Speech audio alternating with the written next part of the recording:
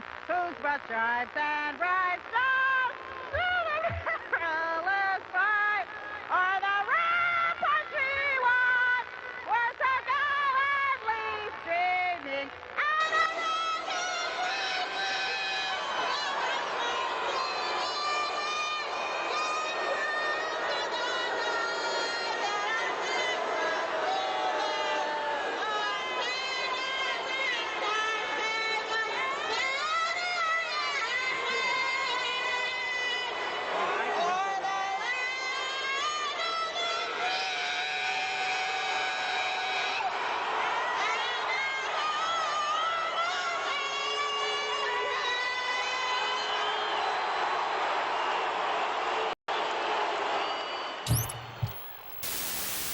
How could a plane, even a 767 or 747 or whatever it might have been, how could it possibly go through this deal?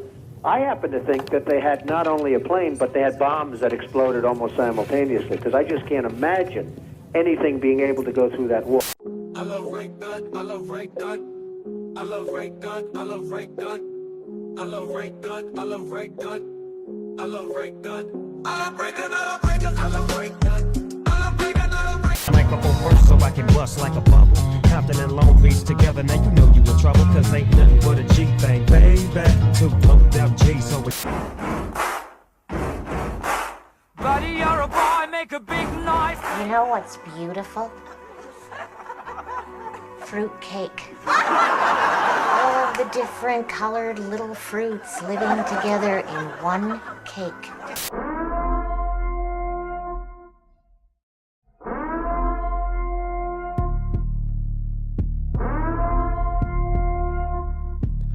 Ladies and gentlemen, this just in, Robert F. Kennedy Jr. has abandoned his family legacy and turned to the dark side.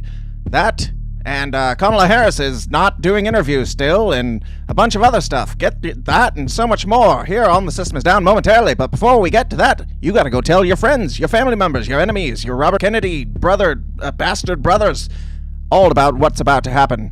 Go, do, so, and we're gonna start. Here we go! All I ask is, if we have to give these bastards our lives, we give them hell before we do! The tragedy of our day is the climate of fear in which we live. Talking about the Salomon Brothers building collapsing. But ask the congressman to withdraw that comment and tell us that he really mean that.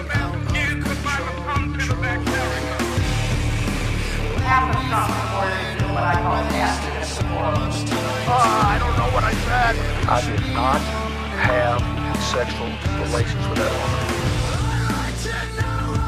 The Bible commands that certain people be put to death. Thieves or possesses weapons of mass destruction. 9/11 attacks were carried out by Al-Qaeda. Handle the truth. I remember that with Matthew Smotz. We are still here! We have to say yes to social justice.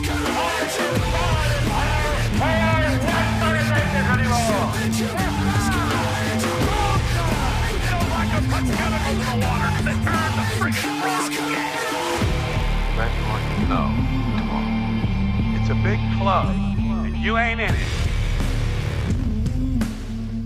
All right, where am I? There I am. Hello. Welcome back to the show. Welcome back to The System Is Down, where we talk about the uncomfortable things like politics, conspiracies, religion, Dave's age, and other things that are taboo to bring up around the Thanksgiving dinner table. I am joined, as always, by the late, great Dave Casey. Dave, how are you doing, sir? What's up, dude?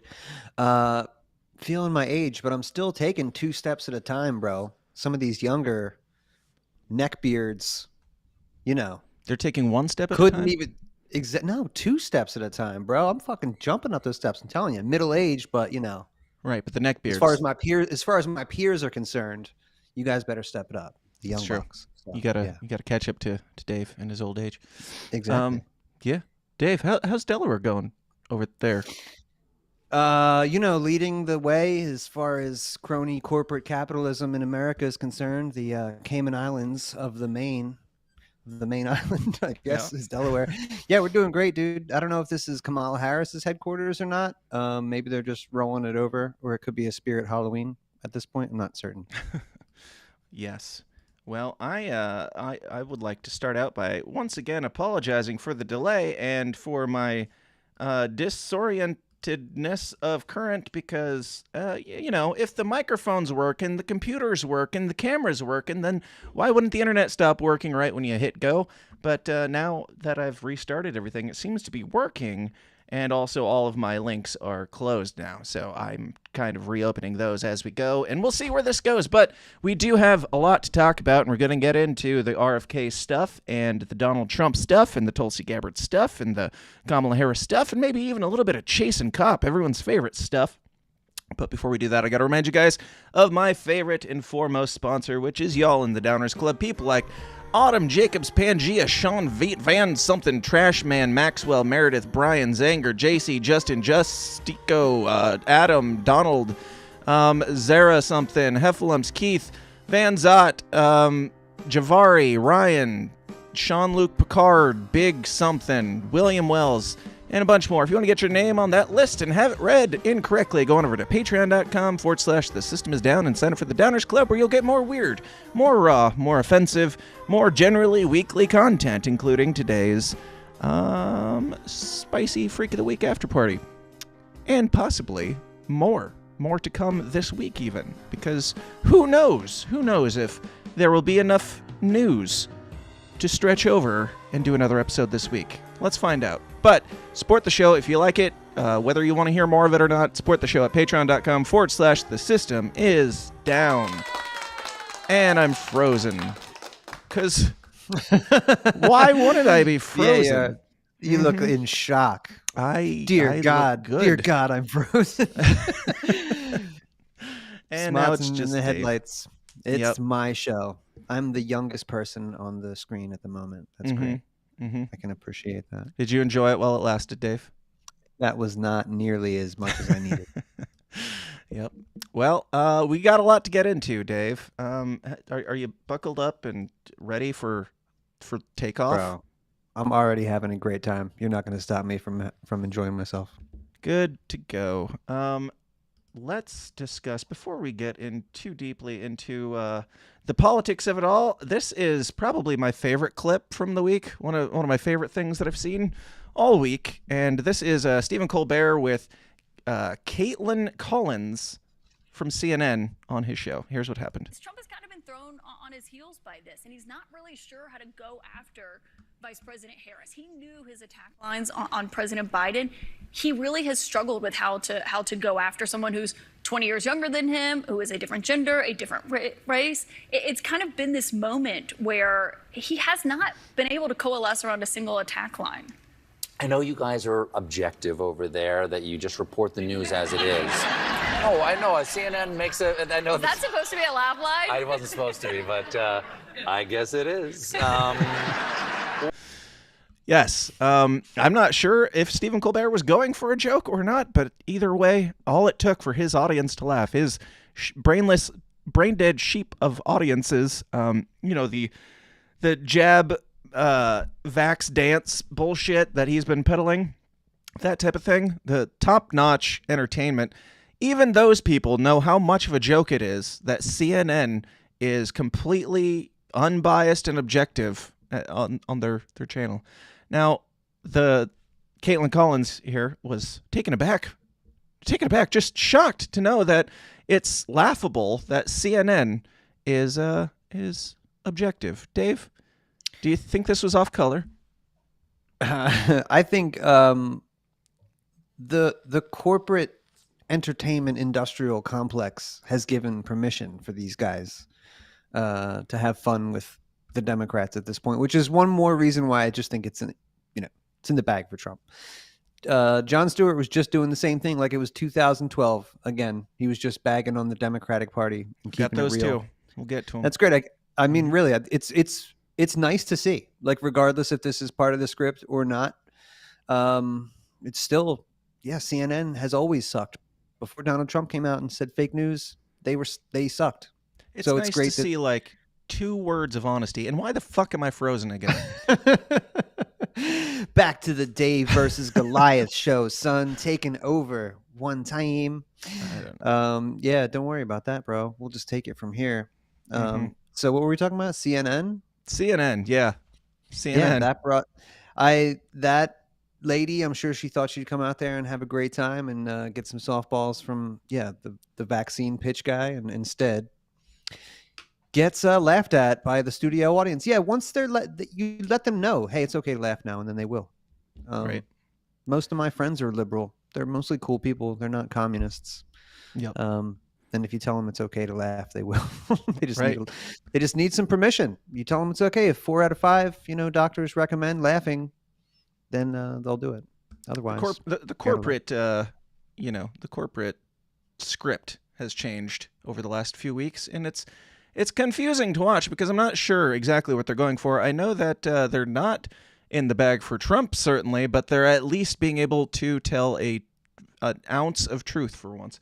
So when you tell, whether I trust you people or not, when you tell the truth, we're gonna give kudos where it's deserved. But just wait till next week. We'll be back to something else. But now, Donald Trump, we're going to talk about him a lot today. And before we get into too much what could be deemed support or praise for things that he's said or done, let's start off with Donald Trump's shit take of the week.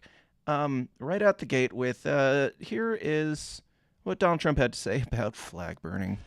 And they were spraying the hell out of it. They were burning the American flag. I want to get a law passed. Everyone tells me, oh, sir, it's very hard. You burn an American flag, you go to jail for 1 year. Got to do it. We got to do it. They say it's not constitutional. They say, sir, that's unconstitutional. We'll make it constitutional. We're going to make it constitutional. We're going to make it constitutional to send people to jail for burning a flag. 1 year in jail because you dare to mock or burn their golden calf. Something idol worship, something patriotism, Right. Yeah. Dave, you got any thoughts on our boy here? It's funny, man. I mean, I hope that the America Firsters, when it comes to, he'll push this and it will be popular. And the same people that were like, oh, the First Amendment is to protect vile speech, dangerous speech, all that stuff will come back. Well, except when you're desecrating the flag. Of course, not that. Though. That's not free speech. It's in Donald Trump's Constitution that he just made up. Yeah, so please let's try and avoid that. You got to let people say stuff and burn stuff, and it's that's what it's all about. I mean, so in a day and age where it's very popular to hate the country that you live in for all the reasons that you can possibly come up with, I do somewhat appreciate the sentiment of, hey, we should respect the country a little bit, but at the same time, of course, I don't respect it a lot. And I definitely don't respect anybody who wants to put somebody in jail for burning any flag of any kind. Because, bro, he didn't even go, it's going to be $1,000 fine and a night in jail. He straight up was like, I'm going to take 1 year of your life away. If you burn that flag. That's fucking insane. Yeah. Does it count to all flags? If a kid accidentally lights one of the little American flags from the parade on fire, does that kid go to jail for a year? Right. Accidental American flag burnings. Yeah, we have to take that into consideration. What if the life of the mother is at stake? Just recklessness, Somebody has to suffer when the flag suffers, because as we all know, the flag is something. It means something to everyone, and it's very, very important. Now you mentioned Jon Stewart, because Jon Stewart was in the news this week, or making the viral rounds, because he dared criticize, or by criticize, I mean he acknowledged some things that happened at the DNC. We talked about the DNC last week. We were 2 days in at the time. We saw the low tier opener, the President of the United States, on night one, and then others, the Obamas and such, the Little Johns of the world, all the celebrities, but. Some people weren't entirely enthused by what happened at the DNC, one of them being Jon Stewart. Here is this what I wanted to start with? I guess it is. Let's do it. Here we go. Through the billionaires, followed immediately by a very happy billionaire. It's all okay if it's our billionaire.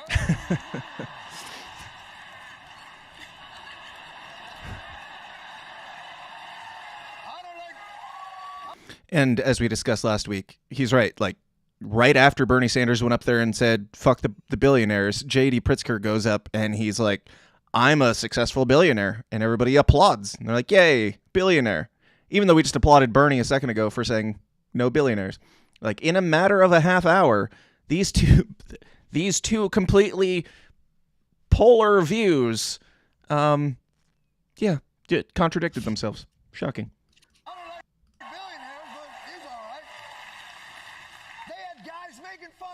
For going to Yale, and a bunch of people who went to Yale.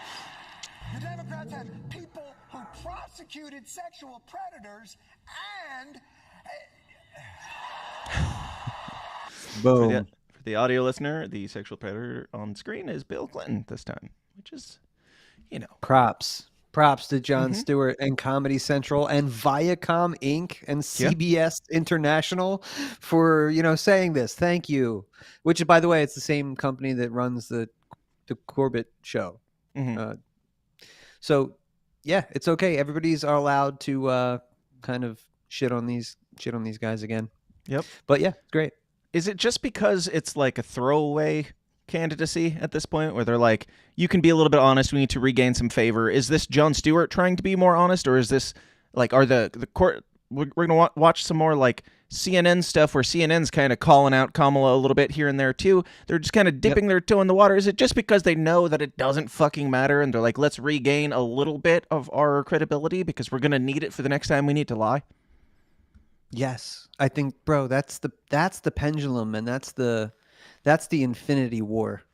So like, as all the, we can talk about Trump today and, some of the pros that might come along with a Trump presidency over, that of Biden or Kamala Harris, but that's how the energy shifts. So like the right, as they work towards the 2030 agenda, the right will be placated with making America great. And we won, and politics has been solved, right? We won the game.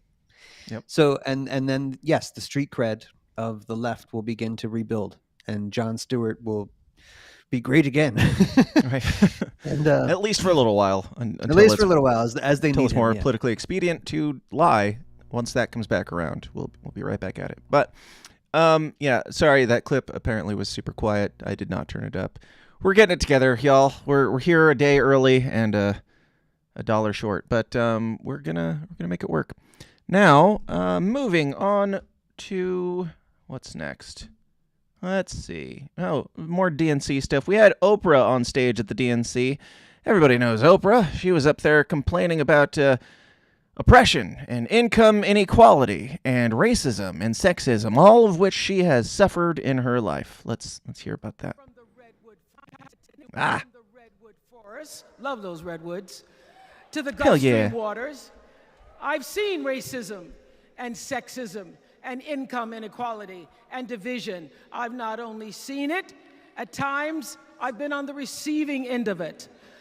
From the redwood. So Oprah, billionaire Oprah, black woman that everybody knows because she is one of the most successful people in the entire world, she has suffered from racism, sexism, and income inequality. Now, Dave, do you think that the income inequality she's referring to is her being a billionaire while none of the rest of us are? Oh man, I guess that card never runs out. Like that's just incredible that and the irony wasn't lost on her. She went up there and she said that. Yeah, you're forever oppressed because you're a black lady, lesbian, most likely. Special friend Gail. #Gail. Yeah, I don't know. That's crazy, man. She's got like property all over the world. Probably like one of the richest people ever to live, ever. And right. Yeah, she's forever the victim, though. Yep. I don't think it's going to work, but I think that someday she'll run for president to avoid going to jail, just like Joe Biden. Probably. They all do eventually when they run out of, things to conquer.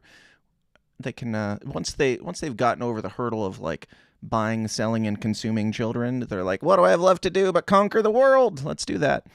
Now, also at the DNC, I don't know if you heard about this, Dave, but there was a big rumor going around about some celebrities that were expected to appear. Did you hear any names floating around? Yeah, I heard big buzz from Queen Bee's buzz. Buzzing in the hive, yeah. Yep. Mm-hmm. I heard Taylor Swift too, but Beyonce was the name that was going around, and sadly, that did not happen to be the case, much to many people's chagrin, and we're going to explore that a little bit. Here's wait, which one is this? Sorry.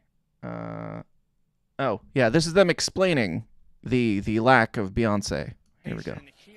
And elsewhere that there may be a special guest. I am told by Democrats that Kamala Harris was their guest. They did not want a celebrity at the end of this convention to essentially compete with her. One senior advisor telling me this is a deadly serious election. And if you looked at the end of this program, having Leon Panetta come on, the former defense secretary, really presenting Vice President Harris as a plausible commander-in-chief, that is one of the reasons I'm told that there was not a celebrity performance.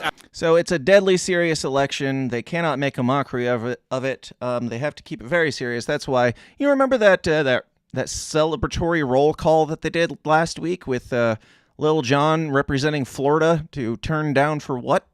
Oh, hell yeah. Yeah. Super serious, deadly serious, cannot be overshadowed by any celebrities, especially we cannot run the risk of overshadowing Kamala Harris and the importance of Kamala Harris by any celebrity that's definitely not going to show up. We can't do that. It's incredible, dude. I mean, I think this is just, they know. Like, if people think that Kamala Harris is going to, I'll put win in quotes, but no, that's not the preferred candidate of anybody. The establishment doesn't want her, and the people don't want her. So again, she's just like a good way for these guys to raise some money off some really, really special people out there that just, I don't know, are moved by that lady for some reason. I don't know. You got to be, like I said, special. But for everybody else, man, yeah, I think that this is going to be, I think Trump wants to have the greatest landslide ever in the history of electoral politics. I think he's going to get it. And they won't be able to fudge the numbers, especially now that the homie RFK dipped out. But yeah, crazy. No, I just think that this is all them going, oh no, seriously, we could have had Beyonce because Beyonce's down with everything we're doing. It's just that we didn't want to clutter it up with it's just like, okay. You know what I think happened? I think they intentionally leaked out there or seeded out there this rumor of Beyonce she's gonna be there, and then they packed the house with a free Beyonce concert potential, and then they strung people along the entire time, and then at the end they're like, just kidding. Thank you all for coming to Kamala's rally. Thank you for watching her 20-minute long speech that contained absolutely nothing of substance. You got to hear about Kamala's upbringing for some reason, and a lot to do with her local community. Zero policy, zero substance, and y'all have a good day. Thanks. And yeah, it just feels like the DNC was like, or people were like, we wanted Beyonce. We wanted Beyonce. We wanted BNC at the Beyonce. We wanted Beyonce at the DNC. And the DNC was like, honey, we've got Beyonce at home. And then Beyonce at home is Kamala Harris just cackling and doing absolutely nothing. It feels like a trap. And a lot of people have said, where did this rumor possibly come from? Why are people saying this? It was just some rumor started by, I don't know, Republicans or something to make people, to get people all hyped up and then disappointed by the letdown. Perhaps that's the case, or maybe it might have been this. Oh, special friend Gail. There are rumors that Beyonce might make an appearance. I personally think that that's true, but we shall see. There are. Oh, we're going to say this now. Can I say this? Well, wait. Let's couch it in rumors and rumbling. Okay, let's just say. So I mean, that's out there. the Beyonce talk. You have to stay tuned, but I have it on really good word. The Beehive is buzzing right now because the preparation for the Beehive, it has to start early. Sources come from backstage. That's all I'll tell you. TMZ and The Hill reporting that she will indeed be making a surprise performance on stage here. Congressman was just dancing along, and he's excited that he's hearing rumors, which a donor confirmed to me, that she's also hearing that Beyonce is en route. President of all things music and fashion and style, i.e. Beyonce, is going to show up. Queen Bey. Surprise guest tonight.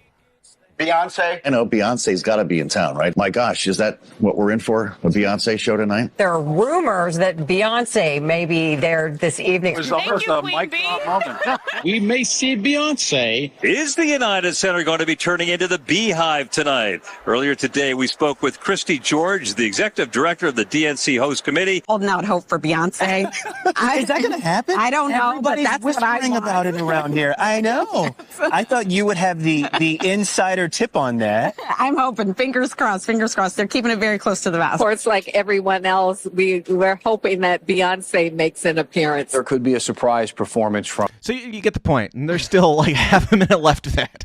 This is great. This is so great. Who's to say where these rumors came from or how they started? Where do words even come from? You know, it's tough. Dude, who would be that's the number one musical guest performer that you could bring out, possibly influencer, if you're Kamala Harris. Who would be the equivalent for Donald Trump? Like, who would be the number? He's got Kid Rock, but that's like Taylor Swift is coming. She's coming down the pike. She's gonna be a Trump supporter by the end of this. Yeah, Swifties for Trump. Okay, all right. She'd Wow, do it. all right. That's a good battle, Swiftie and a couple of. I did of see the a rumor queens. from somebody, zero credibility, who said that apparently some sort of phone call leaked where Taylor Swift told her booking agent to go fuck himself or something to that effect and said that she's going to vote for Donald Trump. I don't know that I believe that in any way, shape, or form, but it would be quite fascinating to see. I also would not have expected, if you went back a couple of years, certainly wouldn't have expected the, endorsements that we've gotten in this past week from Robert F. Kennedy and Tulsi Gabbard for Donald Trump, but we'll see where things go. Now, there is another Jon Stewart clip that I want to share where he wrapped up the end of the DNC and had some similar takes. Let's see what we've got. If this fucking screen will work. All right, here we go. The anticipation was high tonight. And not just for Kamala Harris. Speculation was running wild today that there would be a surprise guest. Boy, did they deliver. Please welcome Michigan Representative Alyssa Slotkin. Oh, yeah.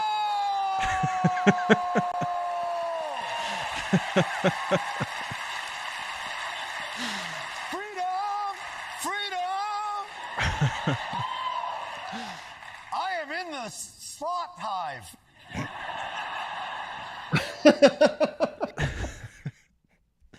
He's getting it. Now, this clip goes on for a while, and he points out, like, the lack of Beyonce and more of the hypocrisies and stuff like that. And at the end, he also said he makes some sort of wink and nod at, the Republicans think that she is a communist, and he makes some jokes about how she's clearly not a communist or whatever. So he is still a little bit back and forth. But, again, when you're right, you're right. And that's a pretty funny way to wrap up the DNC with somebody. Just, can you imagine being that somebody, whoever that somebody is, who has to go out there and tell everybody, this is it, this is me at the end, and Beyonce she's fallen ill, she's in her trailer right now saying, you should definitely vote for Kamala Harris, just trust me, she's here, but I am filling in for her, and I will be doing my best karaoke Beyonce impression that I can.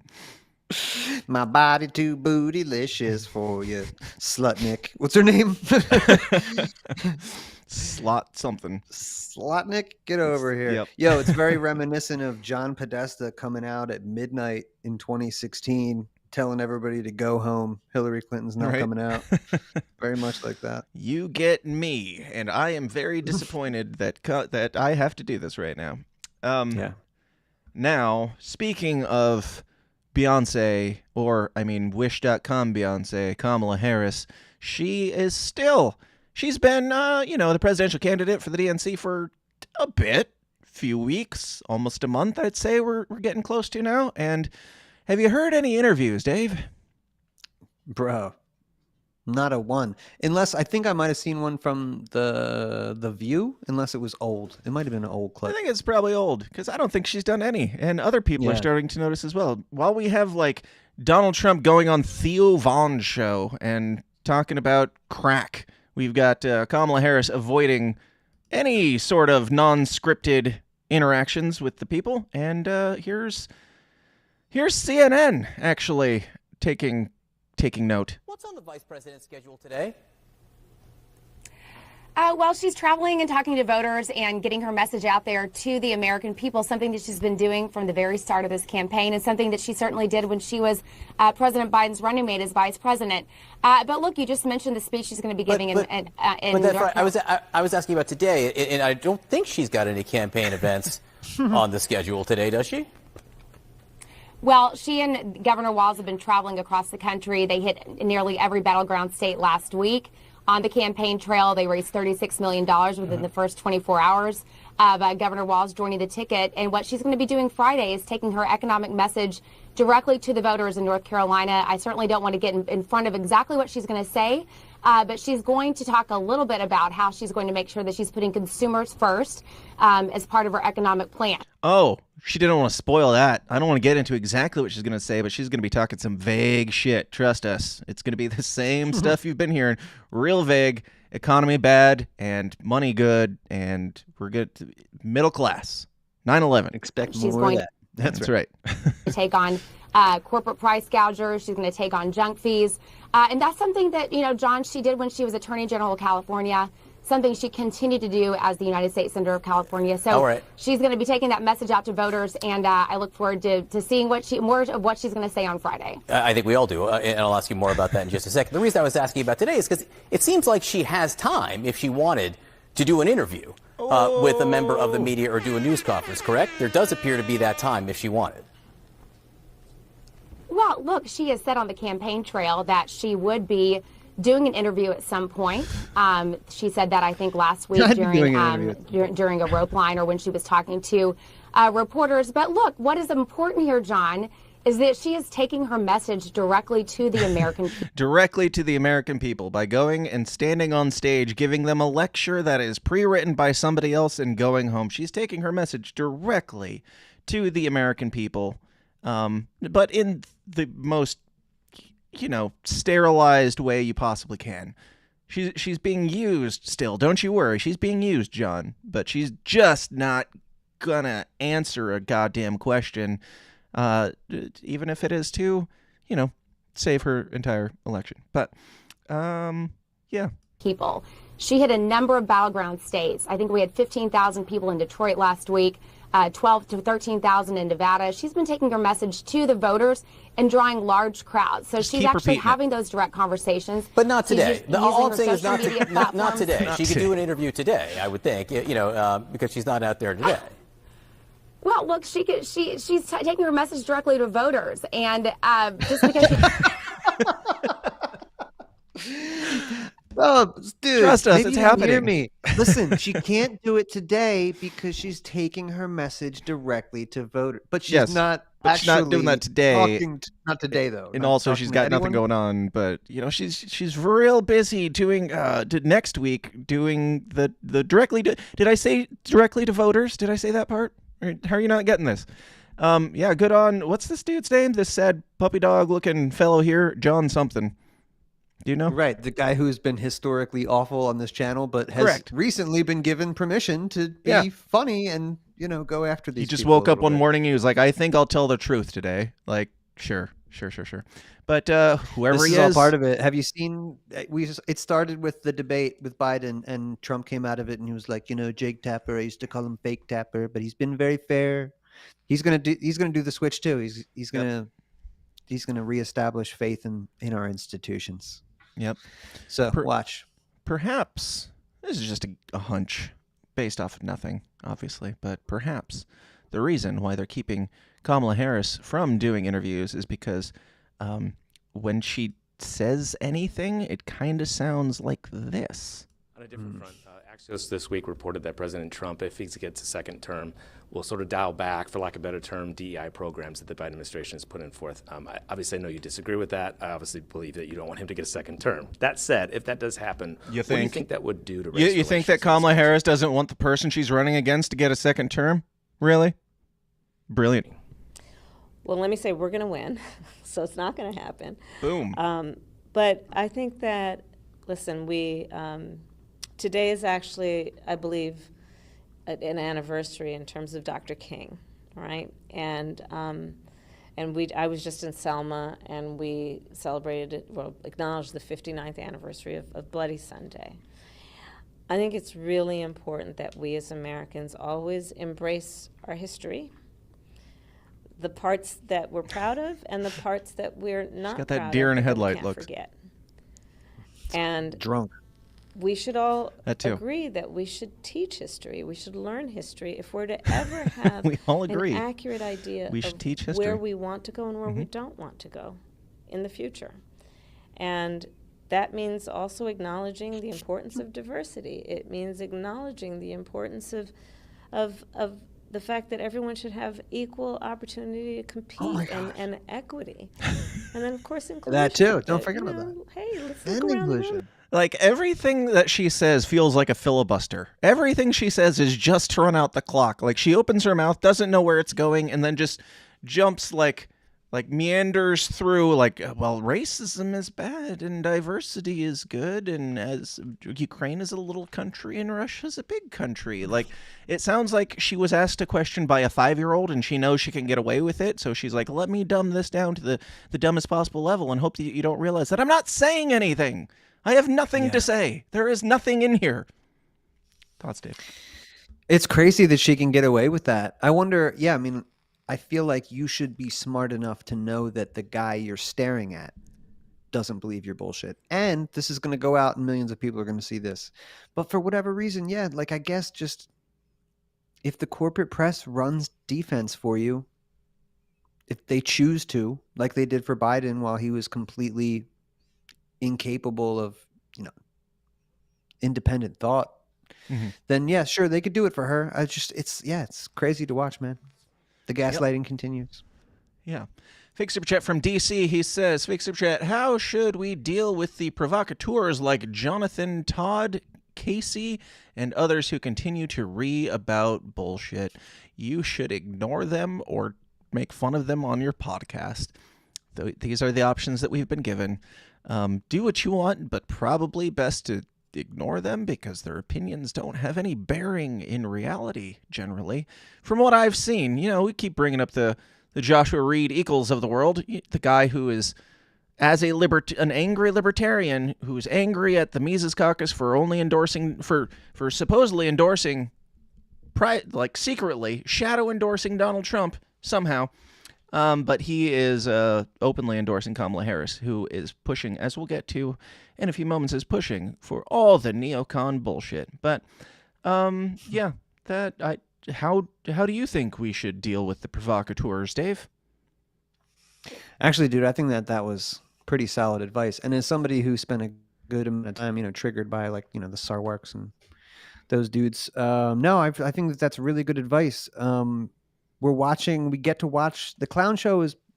They get to own that. Like Chase and Cop that's their guy. That's what they wanted. So if you guys are into Libertarian Party electoral politics and you want to go at the next round of this, you will have a great story to tell about how those guys fucked everything up. And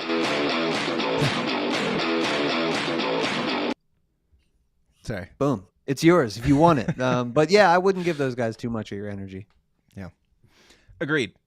Speaking of people who are giving a lot of energy, this clip just baffled me to no end. Did you see any of the Quentin Tarantino on Bill Maher's show or Bill Maher's podcast? A clip, yeah. Yep, that's the clip. That's the clip. We're doing it. Here we go. Bigger issue is the left and their ability or their desire to engage with anyone who's not already in the bubble. and they get a big fat D- on that. I couldn't agree more. Right. I mean, you see Kamala. I mean, I'm glad she's doing well. I'm glad we have a real fight now for president. But doesn't talk to the press. You know, would never go near me. And when you won't go near the people who are going to vote for you, I'm going to vote for you.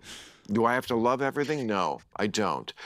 It just shows they're afraid. And you're right. I see it so much. Well, like, just starting out, that premise, like, you know that your person, your guy / gal, would have nothing to do with you because she's scared of you.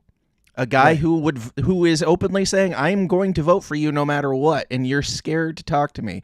So why are you voting for her? Like, why do you think that that's a good option if she's scared of her own voters? It's amazing. Yeah, the very dangerous Bill Maher. She's too scared to come on my show. It's very risky because I challenge the establishment at every turn. Yeah. 6 months later, I catch up to the news and say, remember when that happened? That was bad. Well, I don't. Okay, you know what? I don't see her. Well, there's no reason for her to go on your show before the election, but I can actually see her. Yes, there is, because I speak to the exact voter she needs. Why would there be no reason for her to go on Bill Maher's show before the election? Like, there's nothing that can help Kamala at this point. She's just on an upward swing. She's doing great. The person who is in the middle, the person who is not ideologically captured by either side. Now, there are some who watch who are that, and everyone is welcome. I need this is ridiculous. Big audience all the time. He's not. Bill Maher would like to paint himself as just, I'm the rational middle. It's like, dude, you are the. You just said you would vote for her without, like, no matter what, even though she's scared of you, you would vote for her. Trump sued him, and I think he won. Sued Bill Maher? Like, yeah, Trump. I didn't know that. Yeah, Bill Maher said that his mom fucked an orangutan, and that's what made that was the joke. I think Trump was like, that didn't happen. Too far. That's not true. You're right. Fake news. He sued him, and he fucking won, dude. So yeah, there's more. There's that free speech Trump again, huh?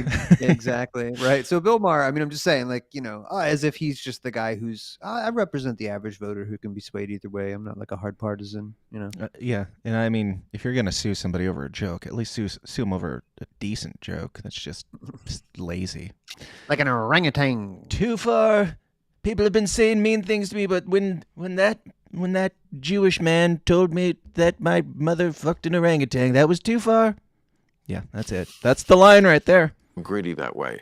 But basically, that's exactly the audience she needs. The MSNBC crowd is already voting for her. People who watch me, who will decide, this election will probably be decided in like 4 states. What's that?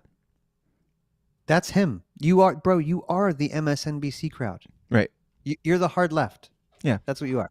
Yeah, it gets better to prove your points. By something like 80,000 votes in each. That's how these elections, how close they are these days. And that's where we're back to. We're at least back to normal, which sucked, but it is normal that it's 50-50 going into the election. With Biden, it wouldn't have been. Let me ask you about this, though. Okay, look. There's nothing you said that isn't right. Finally, we're back to normalcy.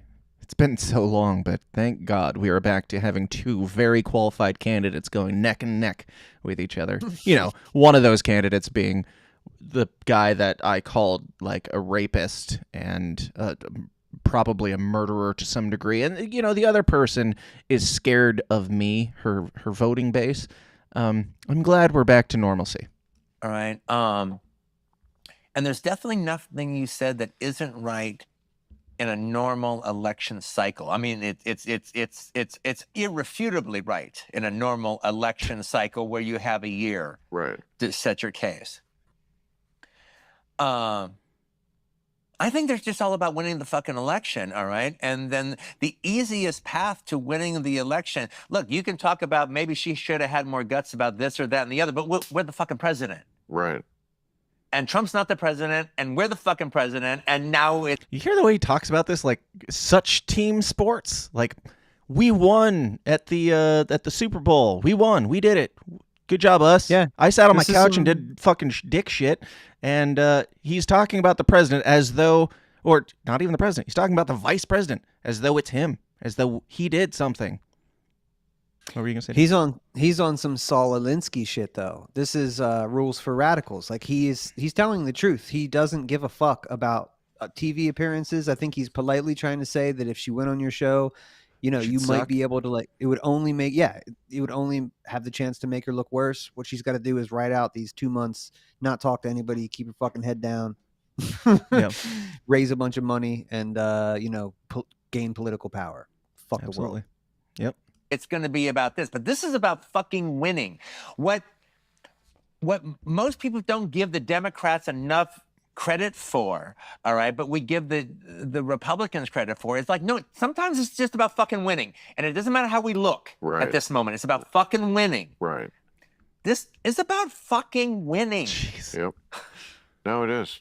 That's it. That is all that matters. Mad fucking dash, and she is running, and she's not stopping to stumble. And you know what? And there's nothing wrong with stopping this. I'm going to vote for her fucking anyway, no matter what she says in a stupid fucking interview. Exactly. So don't fuck shit up. God. Oh, he is a rational person. Isn't that Wow. great? These people expose themselves. If you give Doesn't them matter long enough, bro. what you do. It doesn't matter what you say. It doesn't matter. Nothing matters except winning, except for my team winning. So please don't fuck it up for us. But why? What good is it for her to win if she's afraid of her voters, if she has no policies, if you're afraid of her doing interviews, if you know that when she opens her mouth she's an idiot? What value do you gain from her becoming the president? It's just about winning. But why? Just because. That's it. That's all we've got here. Like, it's team sports only. Nothing matters except for winning. But he knows, we'll go back to the Time magazine article that they wrote right after the 2020 victory. He knows that it doesn't matter. It's blue no matter who, because the machinery is in place. Like, that's what they know what that policy is. They know what the long-term transformational progressive era policy machine moves towards. Right. So it doesn't really need explaining. They know what that means and what the end result is. They'll take some corporate socialism right now with a long-term 100-year communist plan. Yeah. Patient, bro. So wild. Wow. No, yeah, it's impressively bad, but I don't know. It's like the quiet part screamed out loud as loudly as you can from a celebrity in Hollywood of it does not matter. Nothing matters except for our team getting it, probably so that list never gets leaked. You know the one. We just really need this to happen. And I don't know. It's amazing, but I had another link here that I have lost in the shuffle of restarting everything. But have you seen this Kamala Harris camo hat, which appears to be their olive branch to middle class America, Dave? I've not. It's a hat, a camo hat that says Harris Walls. And why does this matter? Well, the media is writing articles about this hat being some brilliant new strategy to win over the right-wingers, and bragging and raving about how many they've sold. They sold out of these hats so fast. It's amazing. Kamala Harris's definitely not trans stepdaughter was wearing the camo hat, and it was just popping off the shelves. Now, I don't know who's buying the camo Kamala Harris hat, but it's, I don't know, a little bit insulting that the party of, like, the flyover states and the basket of deplorables and the elitist bullshit, all the anti-middle class rhetoric that they actually do, especially people of the past, but their new strategy that is so clearly being propagandized, because nobody would be raving about this if it wasn't propaganda, but all they've got is, what if we took something that you like and put our name on it? You like camo. That's what you hillbillies like. See, we're one of you. We're just like the common folk in our camo, shooting deer and hunting and man stuff. Dave, do you believe that the camo Kamala Harris hat is is popping off the shelves. Also, I believe there's a quote out there from Kamala Harris saying it is the most iconic political hat of all time, which is hilarious when you're running against Donald Trump, the only person who's ever had an iconic political hat that certainly trumps camo with your name on it. Thoughts, Dave? Oh, wow. Yeah, it's just a pathetic attempt. But I'm not shocked because Walz is like, they like to portray him as like an outdoorsman. Mm-hmm. He owns a shotgun. He's never been to Yale. He's just a normal guy. Yale people are stupid. Right. So that's funny. And it just, that is one of the worst things that they do is just pander and like pretend to care about the heartland, middle America, the Bible Belt, conservative culture in general, because that is, you need that if you're going to win elections, at least some of it, right? They came over for Barack Obama. But I don't think they're going to come out for her because she's just so blatantly awful. But yeah, it's one of the worst things that they do is just pretend for a couple months out of the year, or maybe a year top. No, it's not even a year. It's like a real just little bit where they the Iowa Fair. That's a good one where they just pretend to be regular people. Right. I feel like stuff like that's on its way out, but because they can't fake it anymore. Not for Chase and Cop. They're still going to the Iowa Fair. They're still doing it. But like, look, this is one of top. the things. This is one of the things that Trump, whether or not he cares about these people, he can definitely make people think that he cares about these people. He's done that. Yeah. But he was just at I think like Arlington National Cemetery, like doing some serious shit with some vets, and no sign of Joe Biden, no sign of Kamala Harris. So you can pick your. Yeah, I saw some people calling out Donald Trump for attending this memorial or whatever for the withdrawal from Afghanistan. And I saw somebody calling out Donald Trump saying, "But the 13 people that died because of you." It's like, how? Yeah, that's mental gymnastics for that one. But like, look, Donald Trump could be using that for just, his own PR. That's very possible. He would do that. I think he gave like the thumbs up in one of the pictures with like the widows and stuff. Like that's kind of weird. But still, those people really appreciate him. They appreciate him. They want him there. That's the difference. Yeah.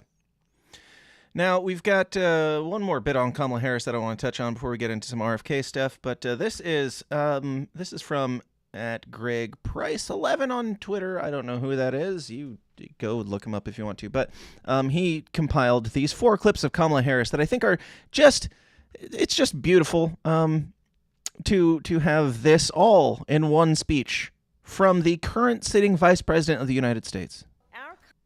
Our country has come a long way since President Biden and I took office. Our country has come a long way since President Biden and I took office. A loaf of bread costs 50% more today than it did before the pandemic. Ground beef is up almost 50%. So our country has come a long way since Biden and Harris took office. And also, prices are expensive. Next up. Housing market. And I know what home ownership means. It's more than a financial transaction. It's so much more than that. It's more than a house. Home ownership and what that means, it's a symbol of the pride that comes with hard work. Yes. It's financial security. It represents what you will be able to do for your children. And sadly, right now, it is out of reach. So, we've come a long way since I took office. Prices are more expensive and nobody can afford housing. Now, what's the solution? So now is the time to chart a new way forward. Now is the time to chart a new way forward. Yes, now is the time. Not 3 months from now when you're president. Maybe now while you're the vice president. Let's chart a new way forward. That's the beautiful thing about Kamala Harris's race, is that she's running against herself more than anything. She is running on a platform of doesn't everything suck, even though it's under me, even though it's my choice right now to make it all suck. Doesn't it suck? But it's not going to suck, because once I'm president on day one, things will not suck.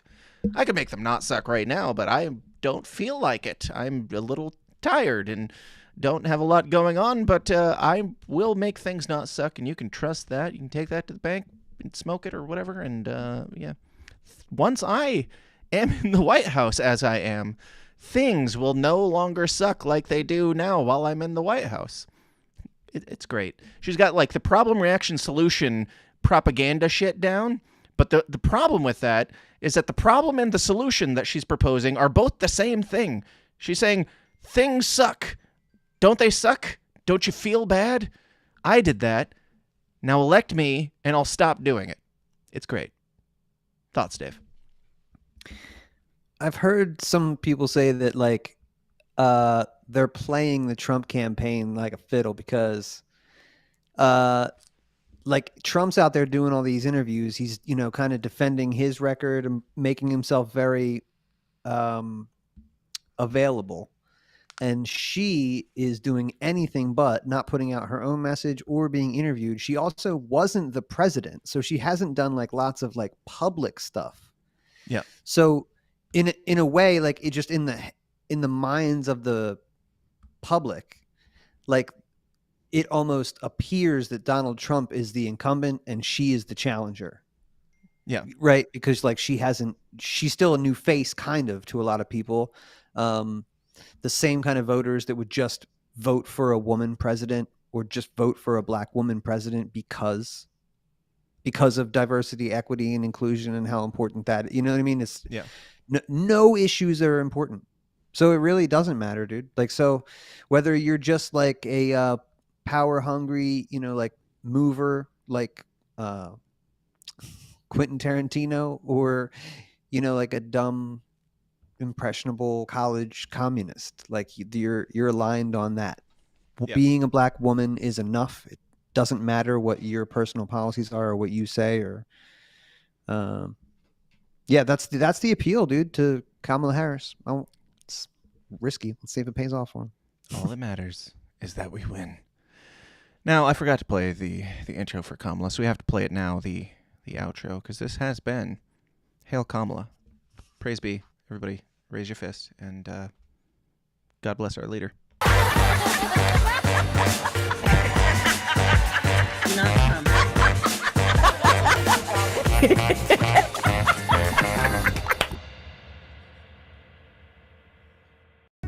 Have you or a loved one been injured by some fuck nuggets, reckless driving, a tumble at your shitty job, or some other form of dumb shit outside of your control?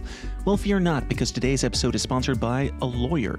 Lone Star Injury Attorneys is an award-winning personal injury law firm that achieves maximum results for its injured clients. Max the Axe is not just a lawyer, but a hardcore Mises Caucus libertarian and also a big supporter of this show and all of our bullshit. Max is the best personal injury lawyer in Texas, but don't judge him by his occupation or location. Max is an avid defender of liberty and justice in whatever state you got fucked in. If you've been injured and your ass needs saving, go with the pros at Lone Star Injury Attorneys. Visit LoneStarInjuryAttorneys.com or Google Max the Axe. Consultations are free and you don't pay a single dime unless you win. Once again, go to LoneStarInjuryAttorneys.com and get your ass covered.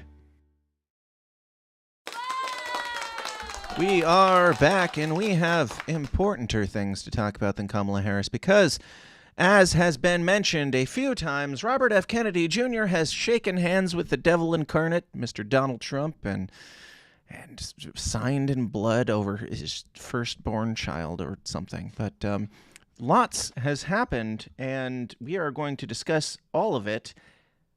We also have a lot of clips, because RFK Jr. has given a couple of speeches that I think are important, especially, like, this is kind of massively historic. This has never happened, I don't think, where a third-party candidate or an independent candidate got to the level that RFK got to and then said, you know what, fuck it, shit's bad enough, I gotta go over here, gotta do this thing. whether you agree with him or not, whether you think that coalition building on, things that you agree on is a terrible idea, as libertarians seem to, that's up to you. But we're going to watch some clips and watch RFK Jr. destroy the Democratic Party right now. Let me pull up my notes so I know what I'm doing here, but here's the first one. The DNC waged continual legal warfare against both President Trump and myself. Each time that our volunteers turned in those towering boxes of signatures needed to get on the ballot, the DNC dragged us into court, state after state, attempting to erase their work and to subvert the will of the voters who signed those petitions. It deployed DNC-aligned judges to throw me and other candidates off the ballot and to throw President Trump in jail. It ran a sham primary that was rigged to prevent any serious challenge to President Biden. Then, when a predictably bungled debate performance precipitated the palace coup against President Biden, the same shadowy DNC operatives appointed his successor, also without an election. They installed a candidate who was so unpopular with voters that she dropped out in 2020 without winning a single delegate. Welcome back. Oh, fuck you. Gummy games. Shut up. All right.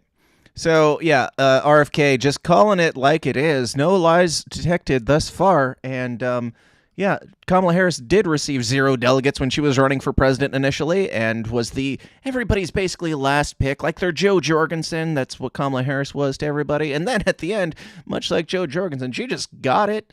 But, it didn't take 8 rounds, 12 rounds of voting to get her there. They just said, we're going to do it, and we're going to hold this sham DNC convention for no reason, just to hype people up and watch a Beyonce concert. Oh, why are you muted? Debate. They prided themselves on their capacity. My father both relished debate. They prided themselves on their capacity to go toe-to-toe with any opponent in the battle over ideas. They would be astonished to learn of a Democratic Party presidential nominee who, like Vice President Harris, has not appeared in a single interview or an unscripted encounter with voters for 35 days. This is profoundly undemocratic. How are people to choose when they don't know whom they are choosing? Well said, well said. And yes, it's amazing to watch RFK not only leave the party of his uncle and his father, to leave them and have a statement of, fuck you, I'm going independent, and then to be like, no, you guys are not only bad enough for me to leave your party, you're bad enough that I'm going to support the fucking other guy because it's really bad. And yeah, trust RFK or don't, but you got to respect the guy for just doing the thing that is, well, he talks a lot in, did you watch either of these speeches, Dave? No. Okay. Well, just little bits, but no. Sure. Yeah, he gave his full speech before Donald Trump brought him on. He gave this 45-minute speech on his own at some press conference or something. And I really respect that, because at the Donald Trump thing, you only had like 15 minutes to say a little something, something. Here, he's like, no, I'm going to put this out first. This is going to be my first announcement. And, I saw that. Yeah, I did see that, where he conceded and, endorsed Trump. Yeah, for him to, I don't know, I just respect that he's like, no, I've got a lot to say, and it's not just going to be fit into a 15-second soundbite like the Tulsi Gabbards of the world who will just go out and do what Trump tells her to. Another thing that I love about this is, like, I've had certainly my criticisms on the show of Bobby Kennedy, but as I'm watching this, and we'll get into some of it, some of these things, but I believe him. I believe him this time. I believe him right now. I believe that this is reluctantly succumbing to the inevitable and saying, this has to be stopped. The Democratic Party right now, what they're doing has to be stopped. And he seems genuinely upset that he has to do it, but he knows that he has to do it. He tears up at a few points. And I know he's a Hollywood actor just as much as the rest of them, but it's not like he's not putting on the waterworks. He's choking them back, and he's trying to not tear up, and he's trying to not, like, you can see like corners of his mouth tipping down, like he's choking it back for the first half hour. This is a big fucking deal to him, and he knows that he's not making this decision at all lightly. And yeah, whether or not what he's saying is fully honest or just politically expedient, he is definitely upset that he has to end this campaign. And yeah, him, like we said last week, Nicole Shanahan put this out where it was like, we're not going to be the spoilers. We never signed up to be the spoiler. We didn't pay millions of dollars in this race to be spoilers. We are here to win something, to win in one form or fashion, and this is what we can do right now. You got any thoughts so far, Dave? Oh, what a time, man. Yeah, what a time. I noticed, and I think I retweeted it. Nicole Shanahan's like pinned tweet right now is just like, look, and this is from 4 days ago, something to the effect of like, look, we went around the whole country and we just talked to the people and like what was bothering them. Here's our main issues. Here's what we're concerned about. And here's what we were looking to coalition on. And it was like very reasonable shit, you know, and some lots of stuff that we could really care about. They're obviously big on not just the medical freedom, but like the health crisis in this country, which, dude, libertarians rarely talk about that shit, but that's big on their agenda. And so is, you know, free speech and some other good things, man. I mean, it does raise some questions for the libertarians too. Like, is it wrong for the government to say that you can't put poison in food? Is that wrong, Dave? Listen, dude, I don't know if you saw this today, but some large account tweeted a video of some disgusting chemtrails. Yeah. And Bobby Kennedy chimed in and was like, oh, we're going to stop these crimes. Like, bro, that's fucking... You got a guy, you got a friend in me, you know what I mean? Because that, to me, that's a NAP violation, along with the fluoridation of the water and the poisoning of the food and the consolidation of the GMO crops and all this bullshit. You know, people are removed enough to like not face any liability and stuff, but this is like, it's not good for America. I like the Make America Healthy Again campaign. If you're going to have an FDA, like, I'm not saying we should have one or it should get taxpayer dollars. But as long as you're going to, then you we make should it use not that suck. thing, right? And you don't need to go, you know, the tyrannical route to like make this stuff happen. Just like allow people to have options. Don't go after small like farms. Don't go after organic farms. Don't go after the Amish people. Let people have raw milk. Let people grow their own food. Trade their own food. If you just do that, let people feed people on the street without, you know, attacking them, throwing them in jail, you'd be way better off. So, yeah, I'm pro the Make America Healthy Again movement. I agree, and I think what's beautiful about this, like, not only does he bring up these points that you don't really hear the Republicans or the Democrats say all that much about what he's talking about with the food industry. That's kind of just on the back burner and never even really addressed. So it's interesting that he's bringing that kind of to the forefront. The main two things that he talks about here is like children's health and I guess like the pharmaceuticals kind of is lumped in there too. But that and, as we'll see, anti-neocon bullshit. So it's great that he's like, I don't trust RFK very much. I don't trust Donald Trump very much. RFK joining Donald Trump, I feel like makes them both better, because I feel like RFK is going to be pushing Donald Trump on some things that fucking matter that Donald Trump wasn't even going to address. Donald Trump's going to push RFK is not going to be, I would imagine, bringing up gun grabbing or climate change all that much as long as he's working on Donald Trump's campaign. I doubt that that's going to be at the forefront of his conversations when he's going on the campaign trail with Donald Trump, because of all of Donald Trump's supporters are going to be booing him. And I doubt that Donald Trump's going to be talking about the big, beautiful vaccine anymore now that while RFK is standing to his right, watching him, the guy who wrote the book about Dr. Fauci.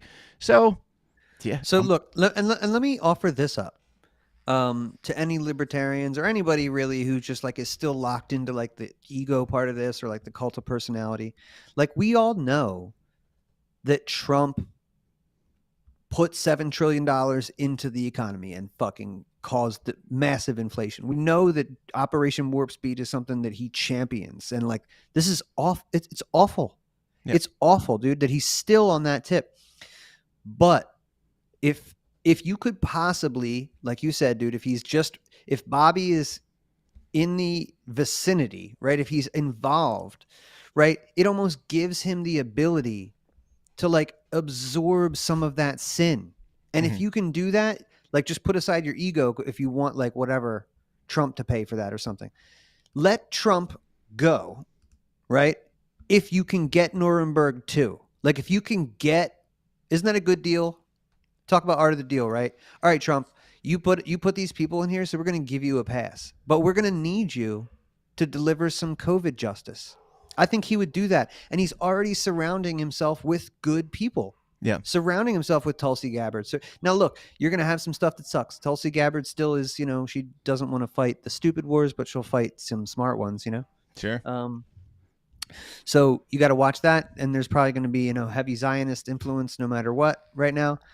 But this is not John Bolton. George Bush, Mitt Romney, Liz Cheney did not show up to the Republican convention this year. You mean all the Kamala Harris supporters? Exactly, bro. The liberal world order, that you've been trying to protect so ferociously. Right. That's what people keep talking about, like the peaceful transfer of power. I'm like, do you mean like the football, like kick back and forth between the Clintons and the Bushes for 35 years? Is that what the peaceful transition of power? They do. They do. That's what they mean. Yeah, that's what we need to keep that intact. Yes. Of course, it's a peaceful transition of power when you agree on most things. Now, the next clip I got here is Bobby Kennedy is not actually completely suspending his campaign. He is still staying on the ballot in certain places, which sounds familiar. Let's hear. Oh, I want everyone to know that I am not terminating my campaign. I am simply suspending it and not ending it. My name will remain on the ballot in most states. If you live in a blue state, you can vote for me without harming or helping President Trump or Vice President Harris. In red states, the same will apply. I encourage you to vote for me. He's doing the Angela McArdle strategy, Dave. He's doing the Angela That's McArdle, awesome. Chase Oliver strategy. It's so great.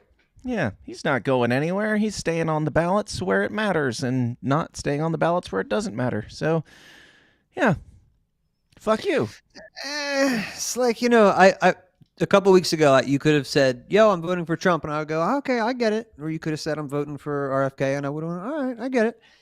But now, man, and let me be clear. You have more of my respect because you bowed out and you're going to take on the role to, leading presidential assassination committee. And then maybe you'll head up a committee or have a cabinet appointment, something. And bro, that's way better.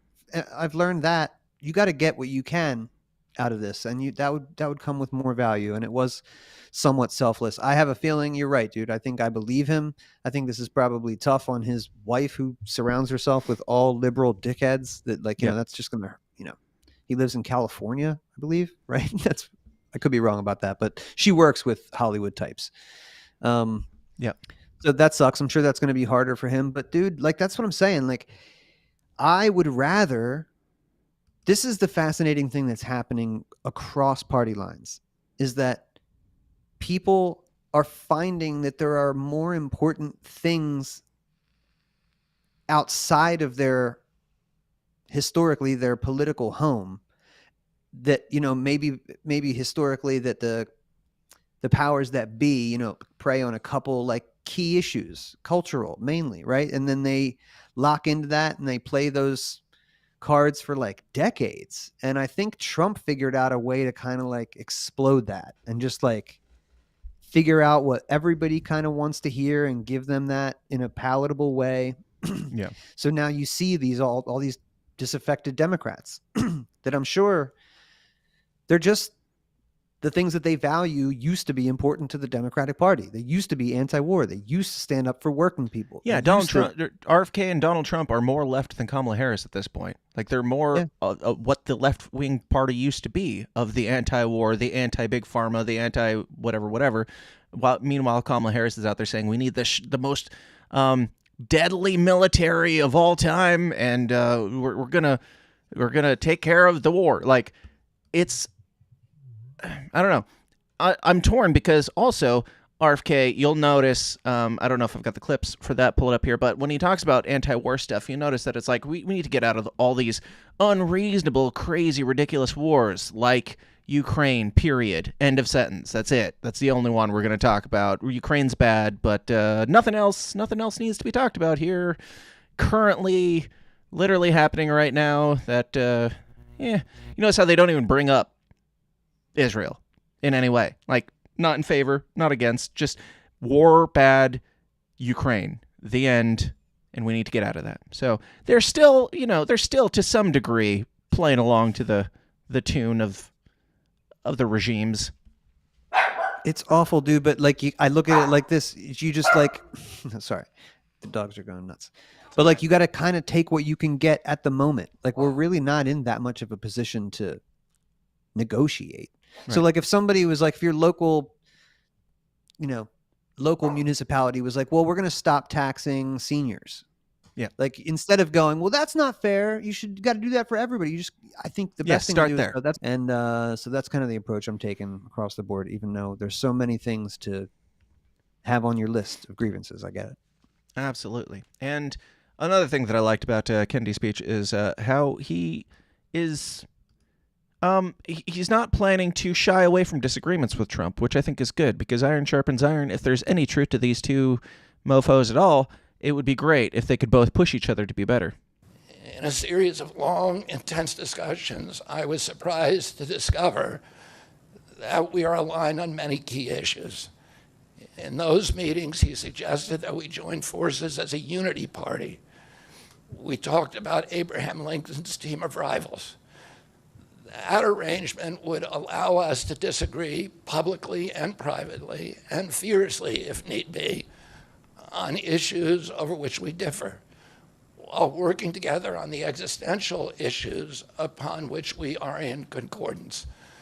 I was a ferocious critic of many of the policies during his first administration, and there are still issues and approaches upon which we continue to have very serious differences.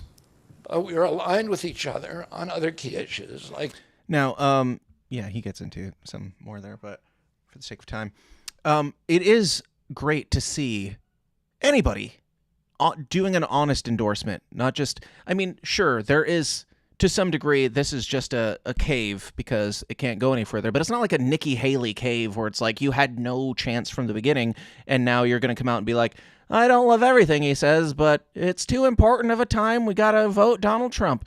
No, he's like, I'm going to disagree, and I've made it known that I'm going to disagree on some things, and I'm not going to hold back when I disagree on some things, but it's too important.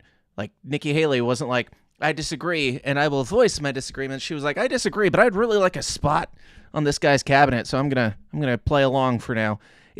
This just feels way more authentic because he's coming out and saying, if this does not go well, like, I'm not just a Trump guy through and through. I am in agreement on certain things. I am in disagreement on certain things. I will let you know what they are when they come up, but I'm gonna be allegedly honest about it. What do you think, Dave? Oh man, I think that we need this so desperately. Like I'm always bro, this is the show to be suspect of everything. But to me, this just feels like a win-win, no matter what. That's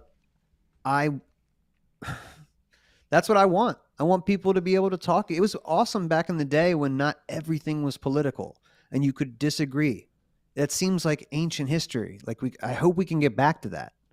I love being able to have, civil discourse. So that to me is really appealing. And dude, it's funny, dude. This mirrors the Mises Caucus strategy of just like, okay, we don't need to agree on everything. We can just find people where they're at. And like, look, if you're good on guns, we'll work with you. If you're good on drugs, we'll work with you. If you're good on It's like Second Amendment, whatever. The Mises Caucus is all about coalitioning, and we got shit for that. And then you've got people coming out and endorsing Kamala Harris while she stands for absolutely nothing, and that's supposed to be okay. Stands for nothing except for open borders, more war, and trains your kids. And that's perfectly fine. Yeah, libertarians. Coalitioning is not a new concept. I mean, it's a scarcely utilized one to this degree, but it would be great if we could do more of that. Sorry, Dave, cut you off. No, I've completely changed my view of this stuff in the past 3 months. It all changed for me when Donald Trump came to our convention to tell us Chase Oliver won. Well, no, that's definitely part of it. A lot of this is just, fate, the way that stuff works out. I can't believe it. At this point, dude, I don't even think, I'm not saying I'll get there, I'm sure. At this point, I'm looking for somebody to convince me not to vote for Donald Trump. Sure. That's what you should be. What's the case not to do it? That's what I had a big tweet. I don't know if you guys saw that, but I said, basically laid out the case for it. And I'm going to actually do a debate on Jacob Winograd's show in like a week and a half with a Mises Caucus guy, I think, who still thinks that it's worth voting for Chase. So we're going to talk it out why I just, and this is, this is all in the shadow of like, do you believe in voting? I'm not even sure that I do, but like, if you want to talk about what it means and what the utility behind the votes, but look, man, it was a different game when, the duopoly was way over there and wasn't listening to you, wasn't hearing anything, didn't give a fuck what you have to say, and never has, never will. Then he came to the thing. So did RFK. Yep.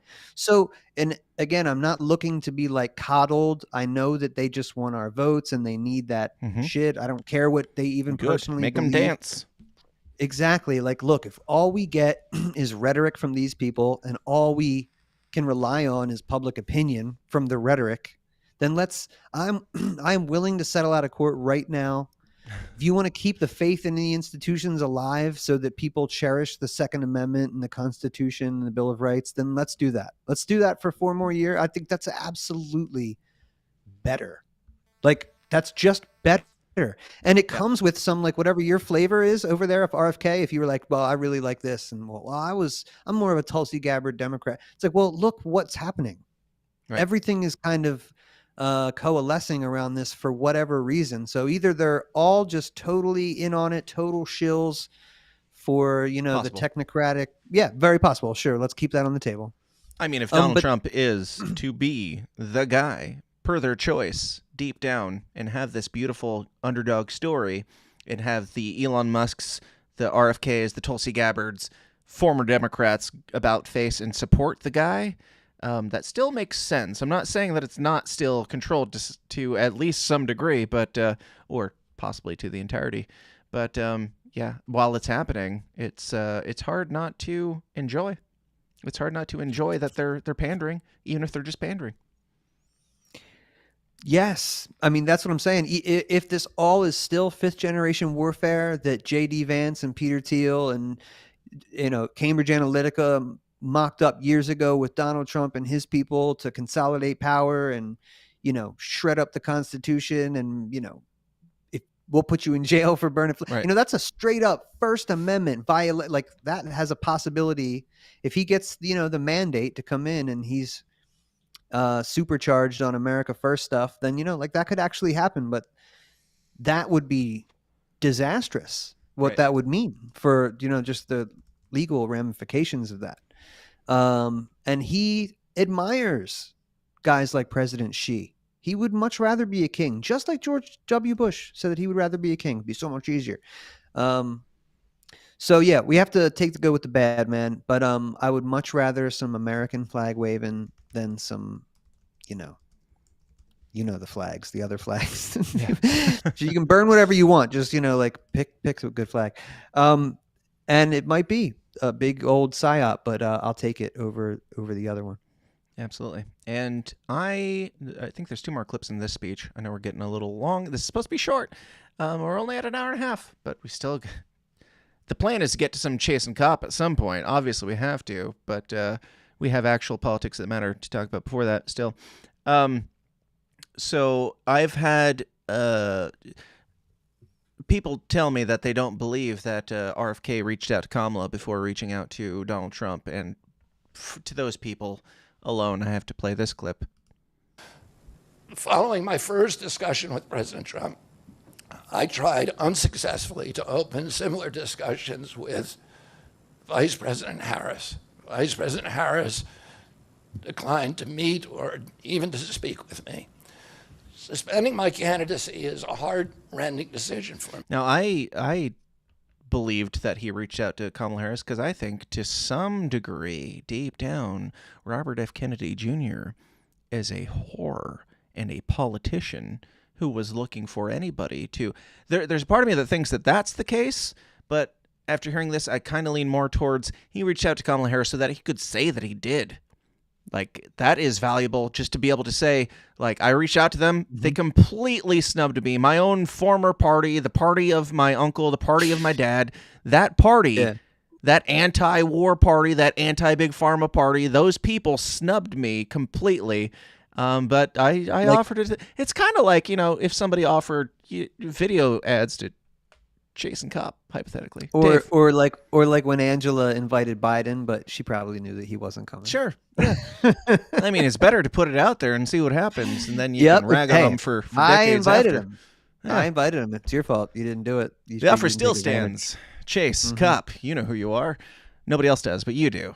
If you're still looking, I've seen some of your ads. We're going to look at them in a minute here, but if you're still looking to up that game, you just let me know. Yeah, so he did reach out to Kamala. Rumors be damned. He did, by his own words, and did not turn out, shockingly enough. I think this is the next one, which is where he starts to break a little bit, and you tell me if this is acting, you tell me if this is genuine emotion, as he talks about how everything that he's been working for his entire life, he feels like he might miss the opportunity before he dies to have the impact that he wanted to have on the world. Tell me if this is fake. It was an orphan issue, and I had a weakness for orphans. I watched generations of children get sicker and sicker. I had 11 siblings, and I had 7 kids myself. I was conscious of what was happening in their classrooms and to their friends, and I watched these sick kids, these damaged kids. In that generation, almost all of them are damaged. And nobody in power seemed to care or to even notice. For 19 years, I prayed every morning that God would put me in a position to end this calamity. The chronic disease crisis was one of the primary reasons for my running for president, along with ending censorship in the Ukraine war. It's the reason I've made the heart-wrenching decision to suspend my campaign and to support President Trump. This decision is agonizing for me because of the difficulties it causes my wife and my children and my friends. But I have the certainty that this is what I've meant to do. Now, I don't know how much of a god man RFK has been in the past. I haven't heard much about it. I could be wrong, but he's pulling out the God card, which some people are pointing out that is pandering to Republicans. But Dave, did that choke up there seem staged? I feel like if you were gonna choke up in a staged way, you would do it in a more obvious way. That was just a very brief, as he's talking about such deep, heartfelt things as I want to help the children not suffer and die from the poison that we're feeding them.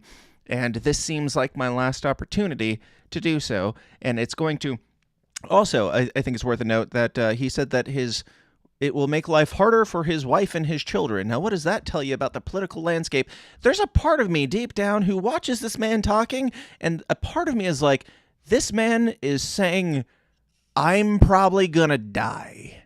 They're not going to like this. This is going to make life harder for everybody, and this is the right thing to do. I am willing to take Donald Trump's bullet, metaphorically or literally, in order to push forward this agenda that I have to save children from suffering. What do you think, Dave? Am I just eating up his manipulation and political propaganda?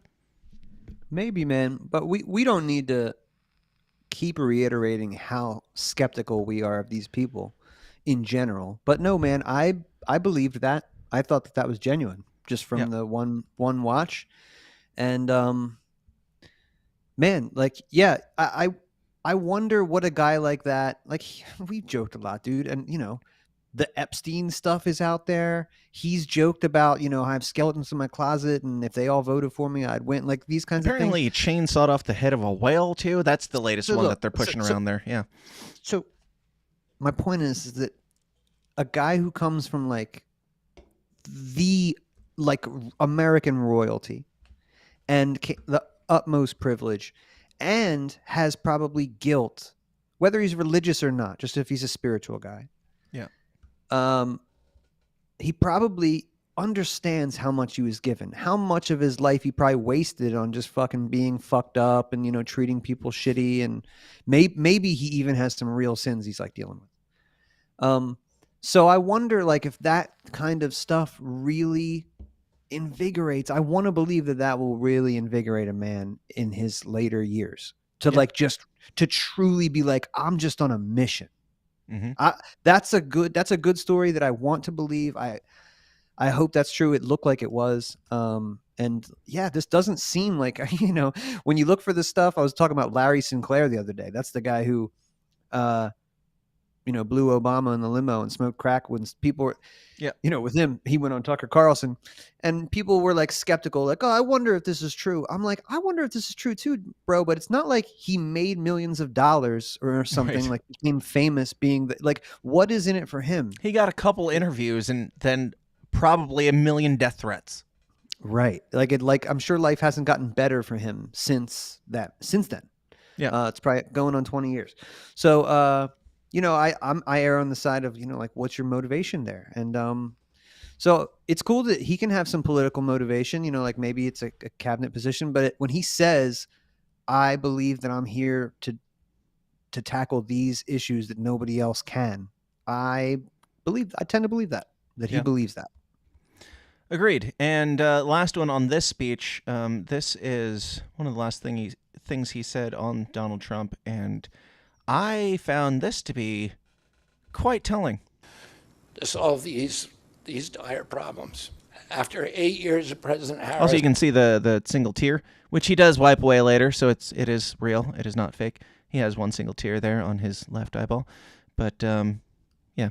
Guy was, like, progressively getting sadder as the thing went on. It felt like the whole thing, he was just, like, reluctant. Like, this wasn't part of the plan. This isn't what I set out to do, but this is what I have to do. For me to fix the problem will be out of my reach forever. President Trump has told me that he wants this to be his legacy. I'm choosing to believe that this time he will follow through. I like that. That right there. I am choosing to believe that this time he will follow through. He tells me that he agrees with me on these things. He tells me that he wants this to be his legacy. I'm skeptical too, but I am choosing to believe that this time he will follow through. So still kind of throwing some shade. Like, he didn't do it. We all hoped that he would do it last time, and he didn't do it. This time, I'm choosing to believe that this time he will follow through, and I'm choosing to believe that he's telling me the truth. That's how I feel about all these motherfuckers. But, yeah, I'm choosing to believe that this time he is telling the truth. Dave, do you think that Donald Trump is telling the truth? Do you think that this is all political bluster? Do you have the same hesitancy that Robert F. Kennedy Jr. has? Look, you guys need to go to that tweet that I put out. It's got like 6,000 likes at this point. But everybody thought that they were the smartest person in the room when they came in and were like, but Donald Trump is a known liar. Why would you believe? Okay, yeah, because that was the title of the thing. It's like, here's the promises he made. Oh, my problem is with promises. It's like the actually meme. But it was so many people that put it. I had just a copy paste answer to those people, and I'll put it to you guys. It was two things. What other option do you have? And what do you have to lose? Right. So it's not even like, I'm not saying you need to like come out and endorse and buy a MAGA hat and do the whole fucking dance. But like literally just take those two questions into consideration. And this is like a spoiler alert for the debate I'll have with this dude next week. What other option do you have? Are you prepared to make the argument to me that Chase out without using the term ballot access? Can you make the argument to me that voting for Chase and Kopp is a better use of your time, your energy, and if voting actually does something, a better use of your vote? Like Right. I'll definitely I'll take you on that. I'm looking forward to hearing that debate because if I'm available, I will definitely be in the chats. That would be great, dude. I could use the support. Mm-hmm. Yeah, I don't know where I was going with that, but Yeah. Well, yeah. Yeah. I don't know. I just liked that he has said throughout all of this speech, he's been seemingly very open. Seems like there's two main things that he cares about: the war and the health shit. And good, because Donald Trump needs more of what? Anti-war and health shit. So please go and push him on that. And I just like that he's willing to say we disagree on a lot of things, but what we do didn't agree even on, talk we're about. Go ahead. We didn't even talk about the fact he's going to put, regardless of the other shit, they're going to do a commission on presidential assassinations. Here we go. Next clip, Dave. Thank you for the transition. Here is the next speech where Donald Trump introduces RFK. We don't need to play where, the Foo Fighters, There Goes My Hero is his intro, which a lot of people were mad about, that the Foo Fighters were used in such a despicable way. But I was mad in a different way because I found it to be boomerish and cringe to have Facts. There Goes My Hero playing for RFK to endorse another presidential candidate. But, it is what it is. This is the point that Dave was getting into. Here we go. He lost his father and uncle in service to our country, and Bobby himself was subject to repeated threats to his safety during the course of his campaign while being denied protection by the Harris-Biden administration. And this is a tribute in honor of Bobby. I am announcing tonight that upon my election, I will establish a new independent presidential commission on assassination attempts.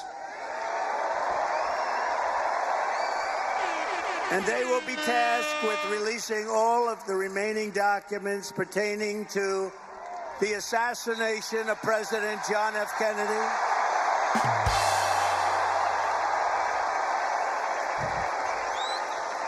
To that I say, sure he will. Right. What is happening? Why is Roseanne playing in my ear? Okay. Yeah, I heard her too. Yes. Yeah. I don't know if any of this is real or anything's going to happen, but holy shit, how amazing would it be just from the perspective of our timeline, living in a time where JFK, we're at year 55 after his assassination, and still nothing. Even though Donald Trump did say that he would do this last time and failed to do it, apparently Donald Trump at one point said, if you saw what I saw, you wouldn't release him either. I don't know what that means, but it sounds pretty bad. I don't know what changed between then and now. Maybe, attempted assassination probably by the CIA changed his mind. I would think it would change it the other way. I don't know. This feels like bluster to me, but holy shit, how amazing would it be if Robert F. Kennedy Jr., the nephew of JFK, became the head of the CIA? Clint Russell was pointing this out, that you don't need congressional approval to appoint him as the head of the CIA and just say, do what you want. I don't care, because it's a corrupt organization anyway.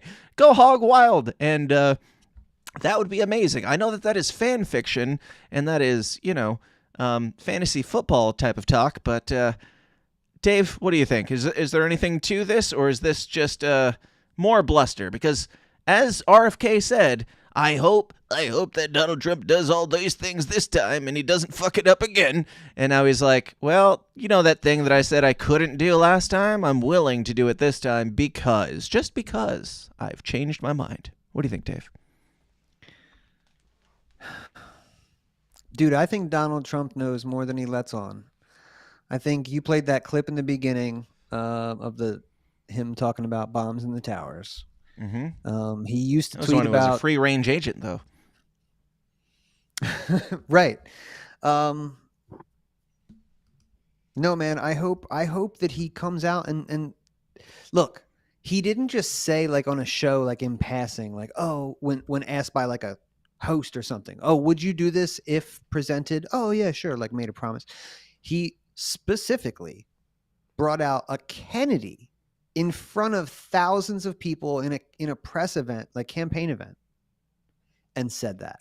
So it's like, and this is like classic Trump over the past 3 months. Let me go to the libertarians. I'm going to tell them everything they want to hear. Marxism is a disease and all this thing. Free Ross. Just right. Free all care the very much all about the this red, Ross fellow. all the red meat that his audience could possibly want. But yeah, that's very different than just like, in passing. I heard that he might abolish the Department of Education. No, he came to your event and said that, and has said it on multiple platforms since. So again, I don't trust Donald Trump. I know that he sells stuff. But I also think that he wants to be liked. I think that he seems to listen to the people that are around him and like takes that in when presented with good ideas. Seems his like motivation he can be is, receptive. I want to be received as the best president of all time. That is my motivation. How can I do that? Can I do that by freeing Ross? Is that something? Sure, I'll do that. That sounds easy enough. Bring RFK in and tell him whatever he wants to hear. Yeah, sure, JFK, whatever. I've got nothing to lose because there's still a decent chance I'm going to prison any day now. Like, he's got nothing to lose.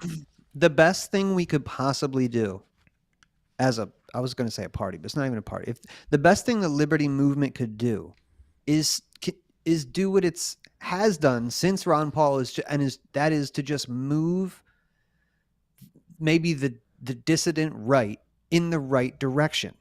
Like make sure that Dave Smith is cooler than Ben Shapiro.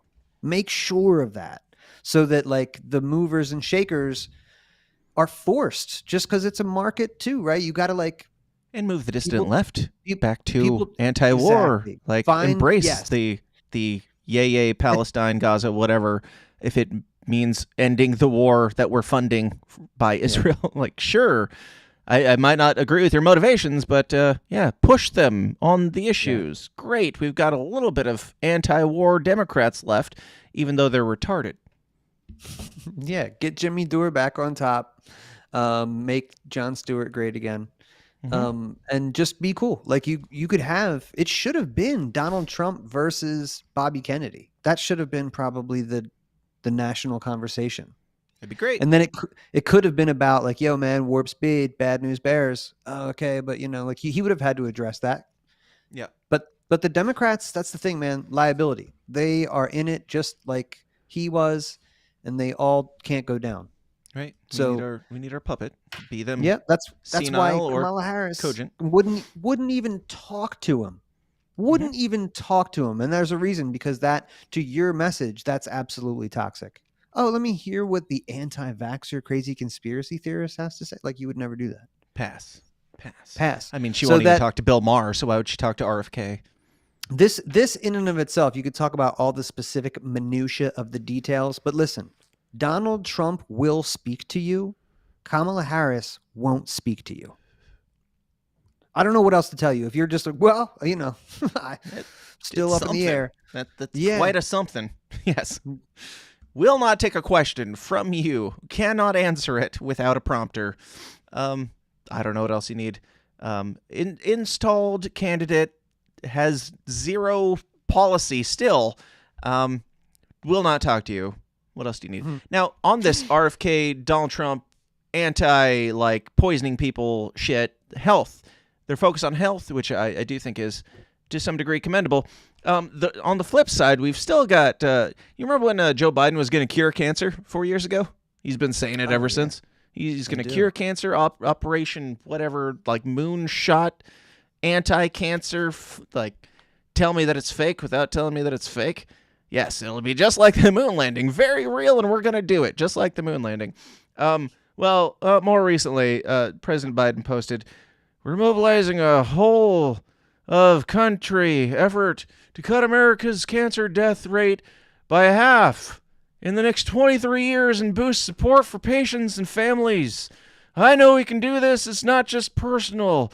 It's about what's possible. Now, we went from, in a matter of weeks, because he said this fairly recently, I'm pretty sure at his farewell speech, his unofficial farewell speech after he stepped down, he said that we were still going to cure cancer, but now the goal post, we're going to get to the moon by whatever, 1969 or whatever, we're going to get to the moon within 10 years, but now it's turned into 23 years. Long after Joe Biden has well been deceased, we are going to cut the rate in half in 23 years. 23 years is a long-ass time for Joe Biden to have any say in how cancer is cured or to be taking credit for it right now. But we can do this. It's about what is possible, not about just saying bullshit and then completely changing it later on. Dave, what do you got? No, that's what you say when cancer rates are up 70%. That's what you say. Which probably has a lot to do with, the food in real industry. time. In real time. Right, yeah. Exactly. That's what you would say. How? Complete gaslighting, dude. Right. It's worse now. It's worse now than it was 5 years ago, let alone 20. Yeah, but in 25 years, Dave, it'll be a little bit less. Right. Because of Joe Biden and the work that he's putting in right now to curing cancer. Just the fact that they have the audacity to tweet from that account any kind of anything about plans right. that you're making. Stop. You have no plan. There's no plans for you. You're not putting anything together. If he's doing anything, it's like that meme of that, hooker who schleps the almost dead guy up to the ATM to get the money out. They're just getting his signature on some things, I'm sure, to tighten some loose ends. 100%. Yeah, and we had Donald Trump and RFK Jr. We didn't get into it that much, but we touched on it. We don't have to watch the clip, but they definitely talked about anti-neocon stuff. RFK legitimately said during his speech that we are here to overthrow the neocons, the Bushes and the Cheneys and the whatever, that regime that is being propped up, which I thought was a beautiful moment. In contrast to that, we've got the great Harry Sisson, who says, wow, more than 200 Bush, McCain, and Romney alumni have endorsed Vice President Kamala Harris. These are lifelong Republicans who know that Trump is a threat to the United States. This is amazing to see. So all these former Republicans are supporting Kamala Harris. So it's legit because former Republicans who fucking loved war are also not fans of Trump and Kennedy and all that. They're fans of Kamala Harris. Good job. You did it. You did it, neocons. It's amazing. This is the nature of things. This is the balance that I'm talking about. And it's when you see the tectonic plates shift like this, hopefully that is the thing, that foreign policy is the thing that is driving this change between the two parties. That's what it is. So when you see cool Democrats like Jimmy Dore and Elon Musk and Tulsi Gabbard come on over and RFK sacrifice everything, including his family's safety and sanity and, just the legacy, all that shit for what he believes are the most important things: foreign policy, health, that stuff, and free speech. These are the things that are supposed to be anyway nonpartisan. Just everybody's down with that. That's how it used to be, bro. Everybody was down with free speech. Or at least they could pretend. Yeah. Yeah. So, cool. It's beautiful to see. It is. And one more thing here. This is Hassan Piker. You're familiar with Hassan Piker, right? Yeah. Nephew, I believe, of Chunk Wenger, whatever his name is, from the Young Turks. Big leftist Twitch streamer who just sits in his room for Chunk Wenger. I'm doing my best, man. It's a foreign name. I don't know.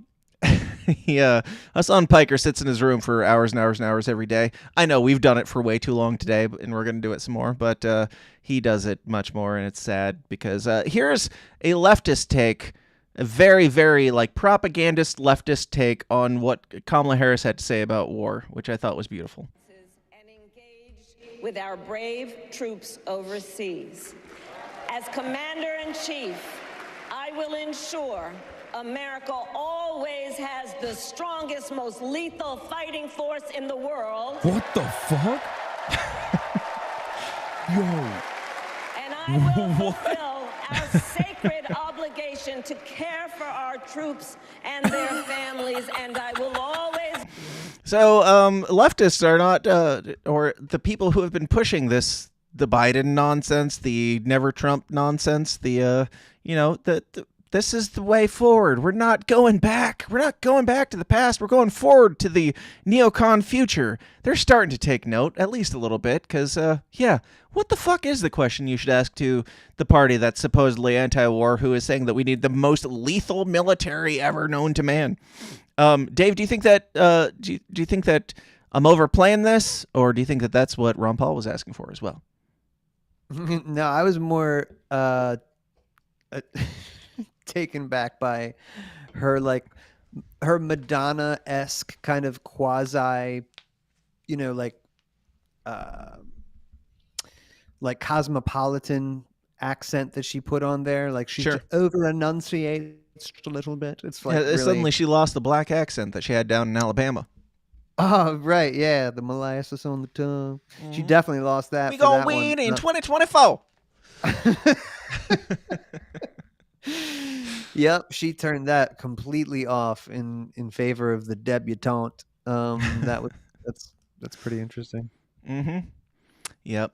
So it's fun. It's all fun, and that's probably enough of that, because we do got to touch at least a little bit on Chase and Cop, whose links I don't have up, but we will save probably a couple of these for later this week, because we were planning on doing another episode, because we're going to do shorter episodes. Not today. Apparently, we're not going to do a shorter episode today, but we're getting caught up. We definitely can't do one a week and try and fit it all in there, so maybe we'll do a short episode on Thursday. Maybe we will do...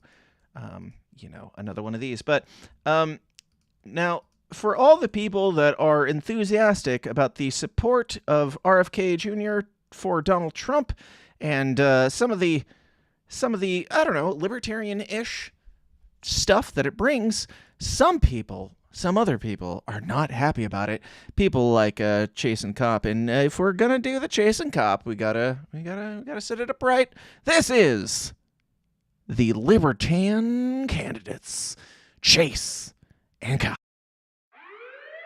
Chase, Chase, Chase, Chase, Chase, Chase, Chase, Chase. C-H-A-S-E, Chase.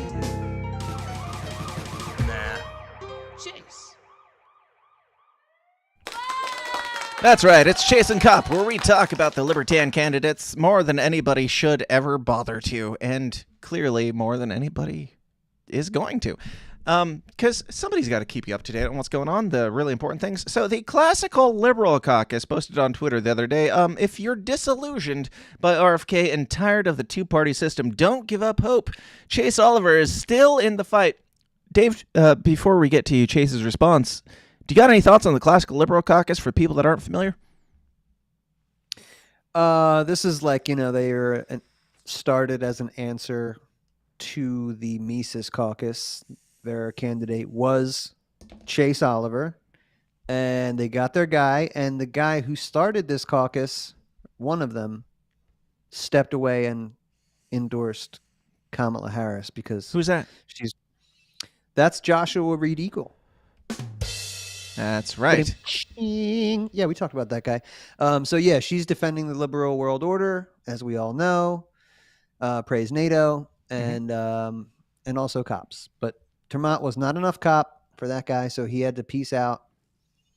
And he's going Democrat, which is great. Listen, man, this has more to do with I like it. I like people being honest. I like, hey, man, look, man. he confirmed what everybody was saying. Like, dude, you're a Democrat. What are you doing? Yeah. Now he ruined everything first. He gave you Chase and Kopp, right? But and then refused to vote for them. At least, and then refused to vote for him. But at least he left and said who he really is, which is a Democrat. The Classical Liberal Caucus shared that, and Chase Oliver shared theirs, saying, "Still in the fight, and I'm seeing this through. I'm not going to anywhere." I will say this is one thing that I agree with Chase Oliver on. Chase Oliver is indeed not going to anywhere, and I look forward to watching him not go to anywhere. Anywhere being like, on Joe Rogan or Timcast or news stations or podcasts or rallies or debate stages or election ballots or Joe's Crab Shack. I don't know. He's not going to anywhere, per his own words. But he is very adamant that RFK Jr. is making the wrong choice, and he is not going to do that. He's going to stick this through to the end. He's going to hang in there because he is the right candidate. And he also said, by leaving the ballot in some states and staying on in others, Robert F. Kennedy Jr. is showing he lacks the seriousness to be president. You are either running or you aren't. By removing himself from the most competitive state ballots, he is effectively saying he doesn't want the job he's running for. I do want the job.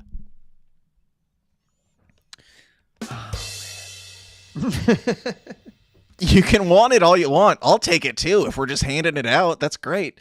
You can want it. Good job. I'm glad you're still going. And it's a really a testament to his principle that Chase Oliver didn't accept the offer from Donald Trump's cabinet to bring him in for his very heavy endorsement, to throw his massive weight behind another candidate. It's amazing that he turned that offer down. That definitely happened, and he's going to stay in the race no matter what.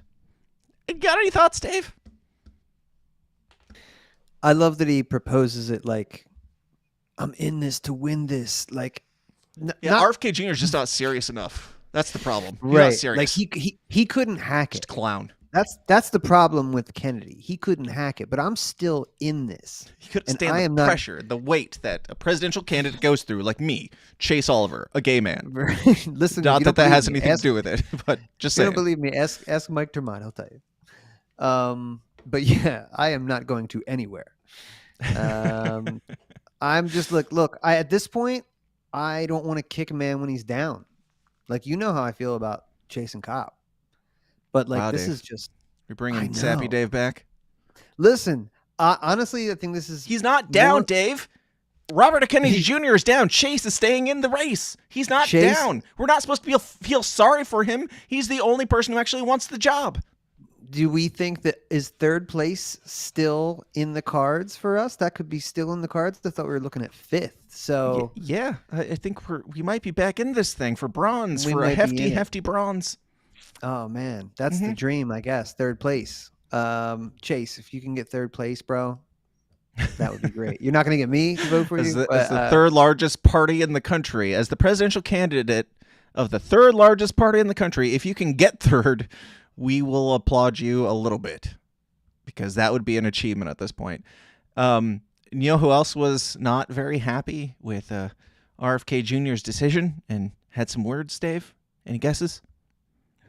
Who is not happy with his decision? Who? Bradley Whitford? No, Kopp. Kopp is also not happy.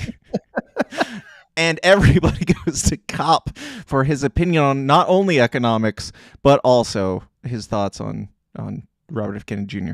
If you've been supporting the Robert Kennedy campaign out of frustration with America's duopolistic political system, you might be a libertarian.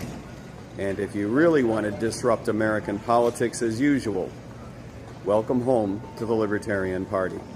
If you've been supporting the Robert Kennedy campaign... Oh my God. Can you go back to that picture real quick? You mean him? Yeah, that one right there. Yeah, I love that I just imagine him going, all right, look, we got to find someplace beige. I got a lot of beige going on. Let's make this place. Let's see if I can make my suit match the background as much as possible. Probably at the airport. That's what it looks like. Right. Yeah. So let's find the beige wing to make me blend in as much as possible. I like it. But he felt so strongly about this that he not only put out one message, but 2 messages about Robert F. Kennedy Jr. And that one, as hard-hitting as it was, wasn't enough. Robert Kennedy supporters, don't give up hope. If you still believe in holding government accountable, reducing government spending, fundamentally changing foreign policy, and keeping government out of our lives, you're libertarians. And if you're ready to do something about it, welcome home to the Chase Oliver campaign. Robert Kennedy. Welcome home, y'all.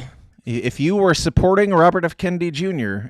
Because you think that government's too big, too mean, too bossy, too authoritarian, welcome home to the Libertarian Party. I just find it funny that he thinks that anybody is buying that.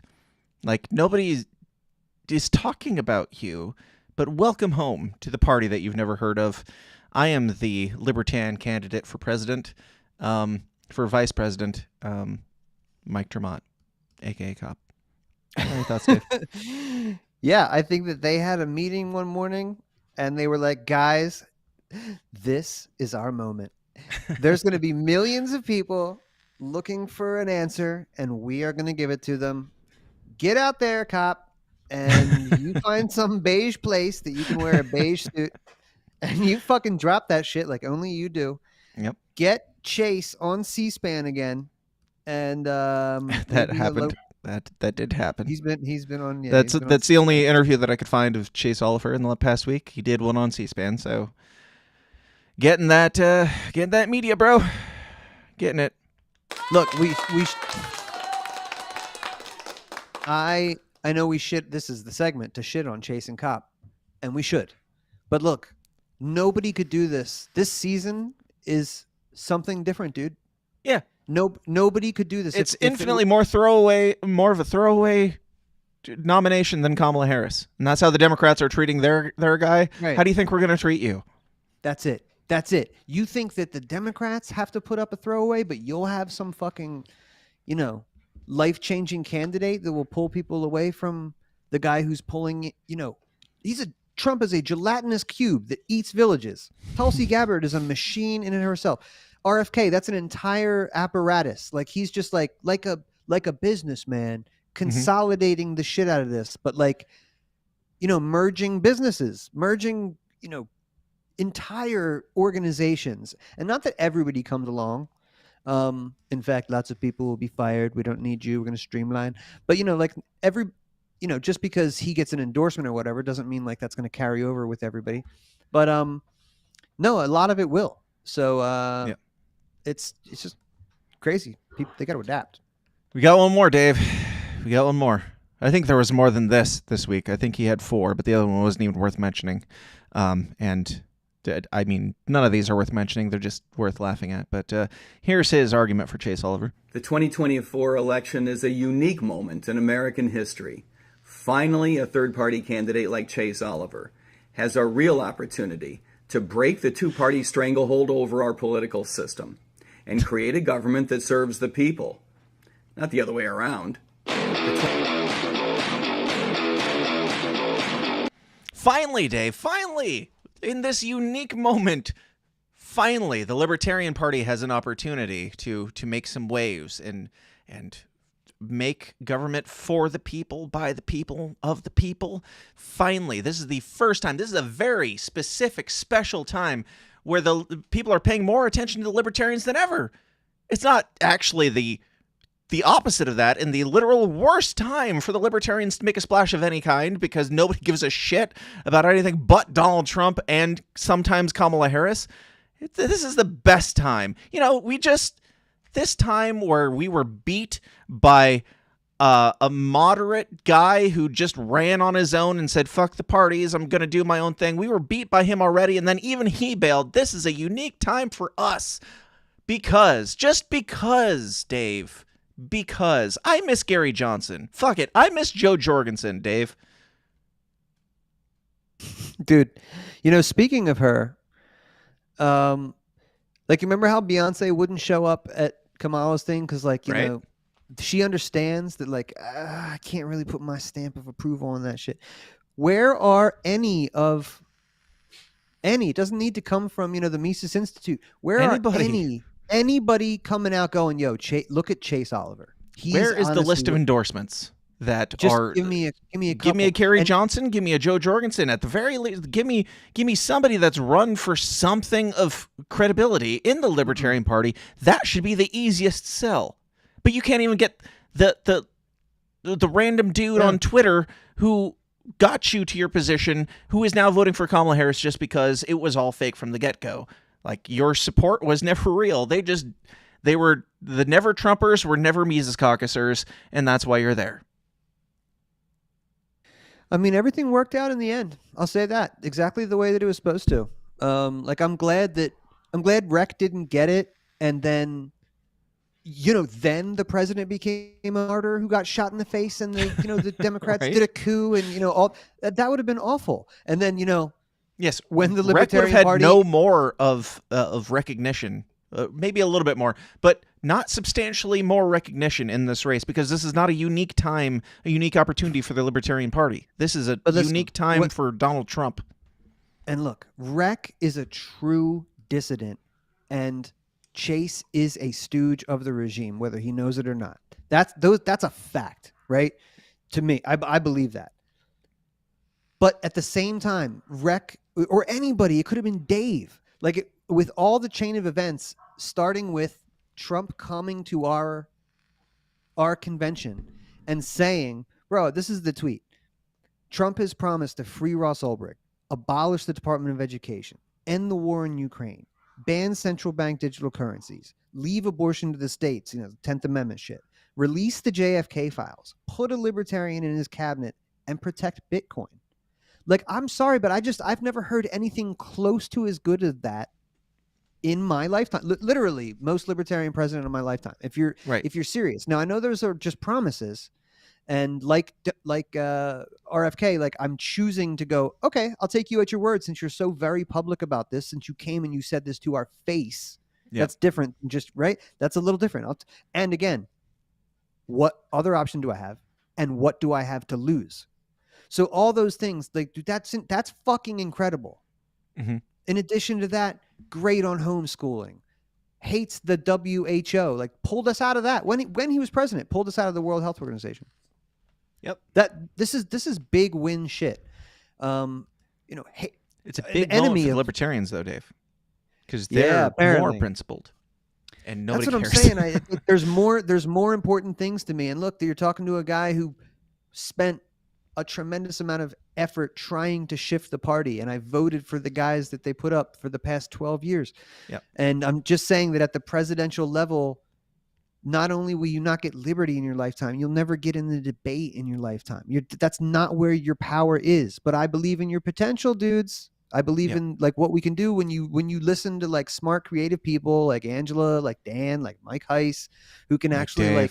I'll say it. Yeah, I'm exactly. Yeah. Throw me in there. Mm-hmm. But like, you can do cool things. We have done cool things. What Angela has done, dude. The FOIA requests. Where are the feds at?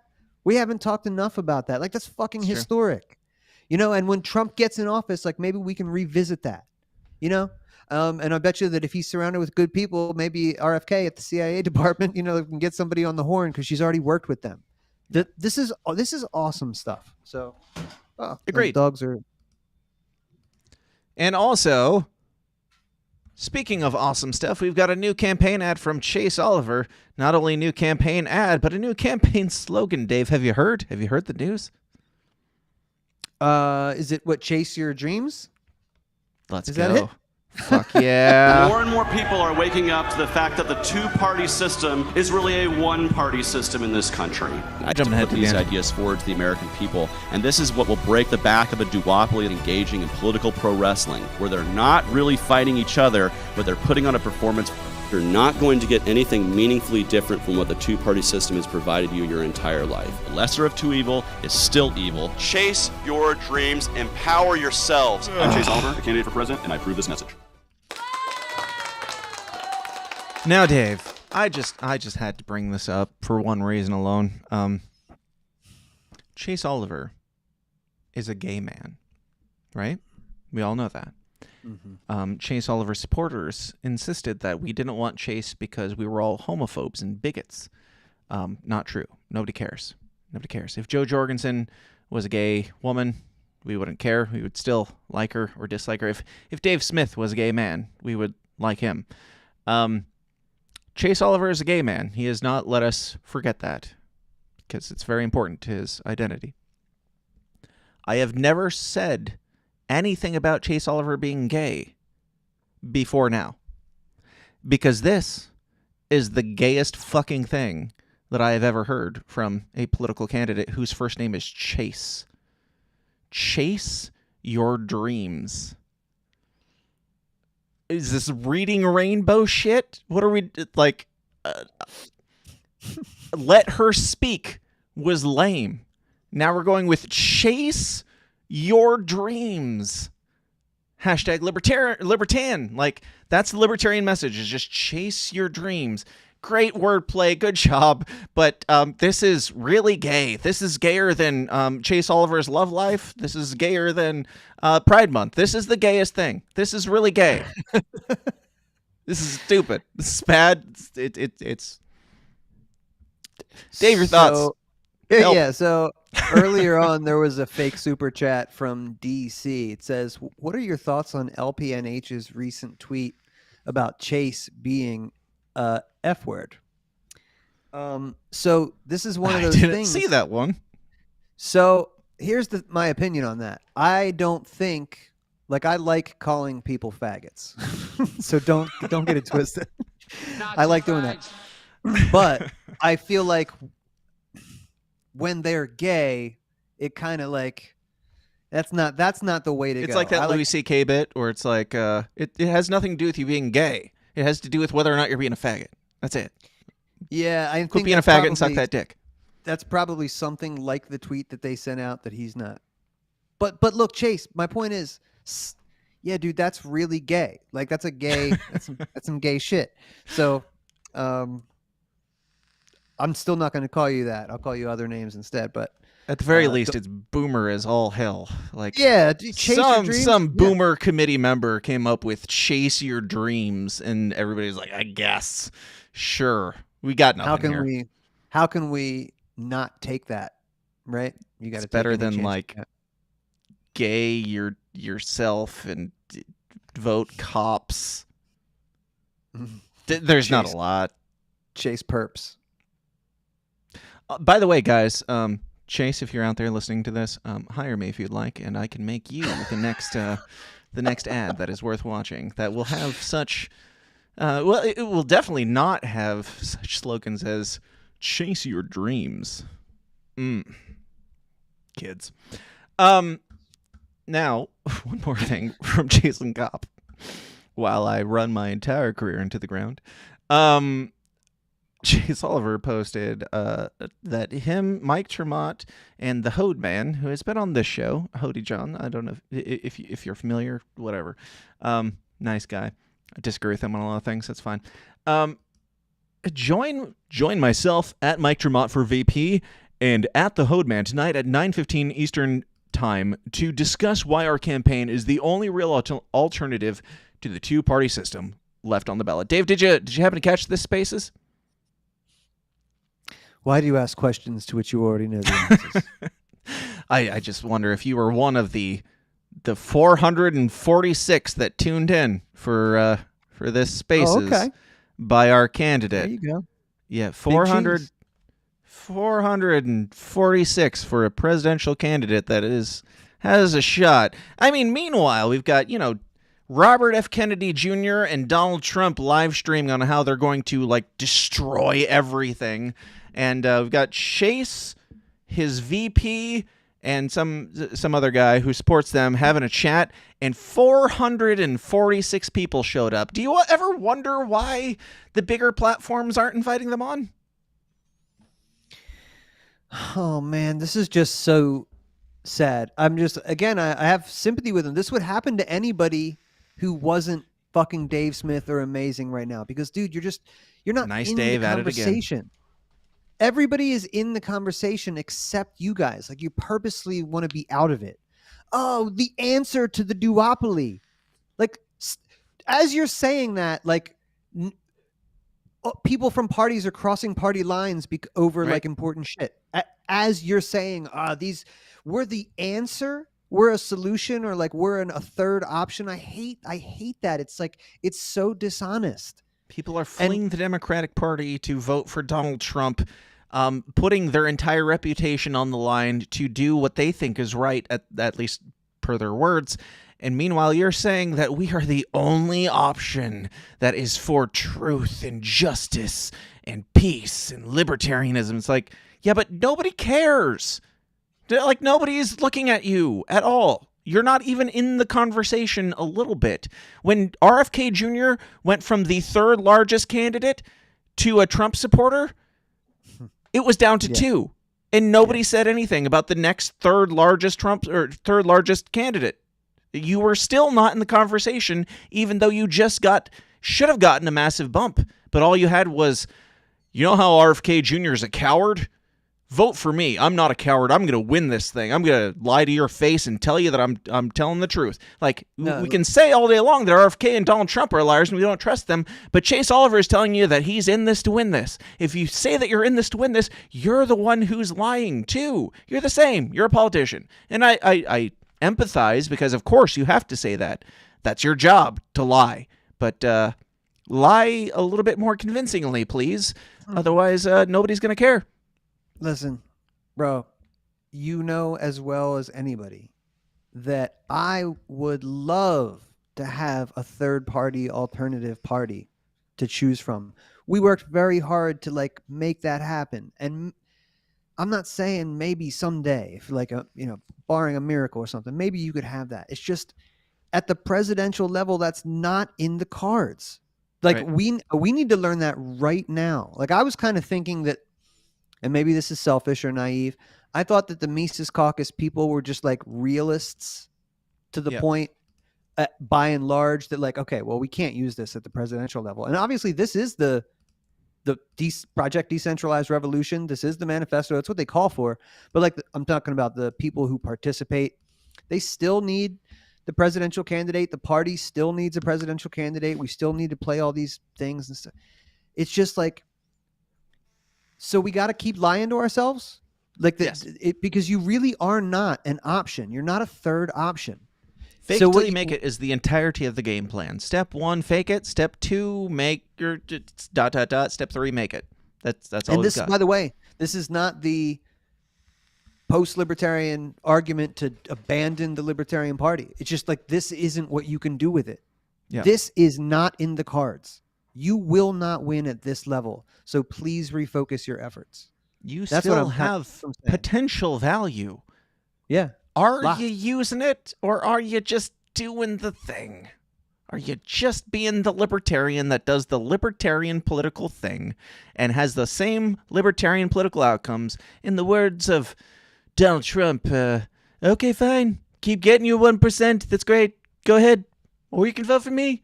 I'm not saying vote for Trump. I'm still not voting for Trump, but God damn it, I'm getting the more Harry Sissons that come out and say, well, yeah, but the neocons all voted for Kamala Harris. Like, stop begging me to vote for Trump. Even the opposition is begging me to vote for Trump, and I don't want to. I would love to have another alternative, and currently the alternative is staying home or blowing my brains out.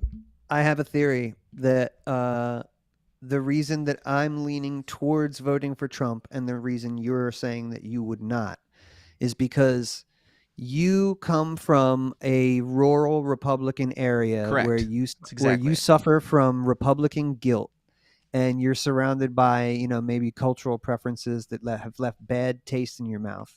Whereas I come from the left and I don't have any of that guilt. I've never voted Republican before, so it's like this thing that I'm willing to do because I'm altruistic.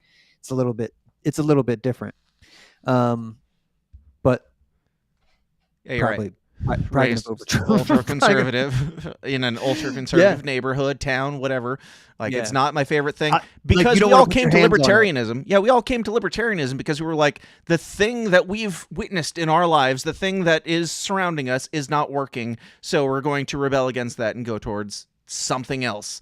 And then we tried the other thing, and then we eventually ended up at libertarianism. So, yes, I'm still, to some extent, bucking against my upbringing, because we're all rebels at heart or whatever. Very, very special snowflakes, all of us. Dave, you're bucking against yours. You're like, you've got it easier right now because you're just like, let's go. For me, it's more, or at least I'll pretend like it's more from the conspiratorial level that I don't trust any of these motherfuckers, as I've mentioned many, many times today. And I'm waiting to see where this goes and to see if it plays out the same skepticism that Robert F. Kennedy Jr. has, I have for all of them. Let's see, like, if these are what you want your legacy to be, then please do it. But I am cautious because we did that once, and we had QAnon, and we had Donald Trump with all the things, and we ended up with COVID 2020.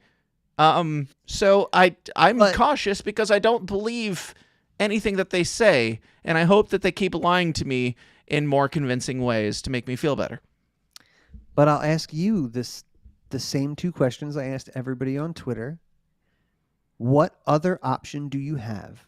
And None. What do you have to lose? Nothing. So, My and that's soul. thank you. No, well, that's what everybody the libertarians would come out and go, my principles and whatever, your dignity. And I'll give you some pushback on that. Going to vote for somebody doesn't mean you believe everything they ever said or endorse I live in everything they Illinois. ever said or ever did. My state is voting for Kamala Harris no matter what, so it doesn't really matter at all. But I guess that's what I've been thinking about, what your vote means and what people, obviously our culture is American culture. We cherish our vote, right? It's like precious. And we talk about it. We talk about it like we're a guy who's walking into a car dealership and wants to be taken very seriously because I got $10,000 in my pocket and I'm ready to spend it today. So I want to be, you know what I mean? Like my vote, I want to be, and it's not like that, but at least it does feel like it has currency, right? Like at least if you're talking about it publicly, oh, I'm going to vote for Trump. Here is why. Wow. You put that on the line a little bit. Right. Or if you're whatever, I'm going to vote for Chase Oliver and here's why. Yeah, I don't know, bro. I'm not pretending anything. Like, as I said last week, like, gun to my head, the Chase Oliver question, gun to my head, what would I do? The trigger would go off. Gun to my head. Why not just show up? Why not just show up? Why not take, I know it's only 15 minutes. Like, that's, Ben, the emo ANCAP was chimed in on that tweet. And he was like, well, if Trump did any one of those things, that list that I read to you earlier, like, that would be so great. But I doubt he would be able to, but it would be great if he did. It's like, but you don't have 15 minutes to go to your local polling place? Bro, I'm probably going. Beep. And I'm going to write in something. Right now, we're literally either Trump or NOTA. And I will write in NOTA because it has the same value as penciling in Trump in my state. It doesn't fucking matter. And I'm glad I didn't vote for Trump last time because it didn't go great. It went better than Joe Biden, but it didn't go great. The popular vote will be recorded in the state of Illinois. And it would say something if it went redder than other election years. Don't you think? Is that not? I guess what I'm asking you is, it literally, yes, writing NOTA is a protest vote. Yes, writing in Ron Paul is a protest vote. Yeah. But is it not the biggest protest vote, as Donald Trump said when he came to our convention, to vote for him? And I wasn't sure then. It is the biggest protest vote, yes. Right now it is the biggest protest vote, and I feel like it's exactly what they're trying to get me to do. So, yes, I'm still. So just do it. I'm still the asshole libertarian who's just not going to vote because you're telling me to. You are begging me to do it, and I'm just not there, and you are doing a great job. Of all the politicians that are trying to convince anybody of anything, they are doing the best job. Left, right, libertarian, every single one of them is doing the best job that they possibly can to convince me to vote for Donald Trump, and that's why I'm not sold yet. Keep going. We'll see where this goes. I don't know, but speaking of all these freaks, we got to talk about some freaks, Dave, because we didn't give them an after party last time. We got to give it to them this time. So we got to stop talking about the freaks in politics and talk about those for a bit. So if you want to hear us judge people based on their every aspect of their lives and be the worst humans we possibly can by determining the freak of the week, come on over to patreon.com/the system is down and get the after party where we will be doing just that. We will be looking at people who have said or done or been gross humans, and we will be saying, that's the worst one. That's the worst of them all. And we have an ongoing, thread, if you will, of champions who have fought freakishly to earn that title, and we will continue that right after this. But Dave, where can people find you and all the nothing that you do these days? You can find me in the great state of Delaware, or you can find me at on the great platform known as X. What's this debate that you're talking about? Where can people find that one? Because I'm going to check that out for sure. Yeah, I don't know I think it's Jacob Winograd's channel. He hosts, I think it's Christian Anarchy. So yeah, dude, that's right up your alley. Biblical Anarchy? Biblical, that's it. Biblical Anarchy. Yep. I think it's going to be on that platform. And it's going to be a Mises Caucus dude defending why we should vote for Chase. And I'm going to make the case why we should vote for Trump. And still haven't endorsed him yet, by the way, bro. I'm just saying, I'm putting it out there. I read you the list of shit. It's very appealing. So again, what do you have to lose? And who else? What else would you do? What is your other option? Right. Answer me that. And follow me on Twitter. Follow me on YouTube. That'd be great. Right on. Where can they find you on Twitter? Oh, it's right there. The old Dave versus Goliath 1. Somebody had to add the 1. Man, somebody took it. But yeah. Too slow. You can find me at TSIDPod on Twitter or Dan at TSIDPod.com if you've got an email, complaint, concern, question, submission for freak, or what have you.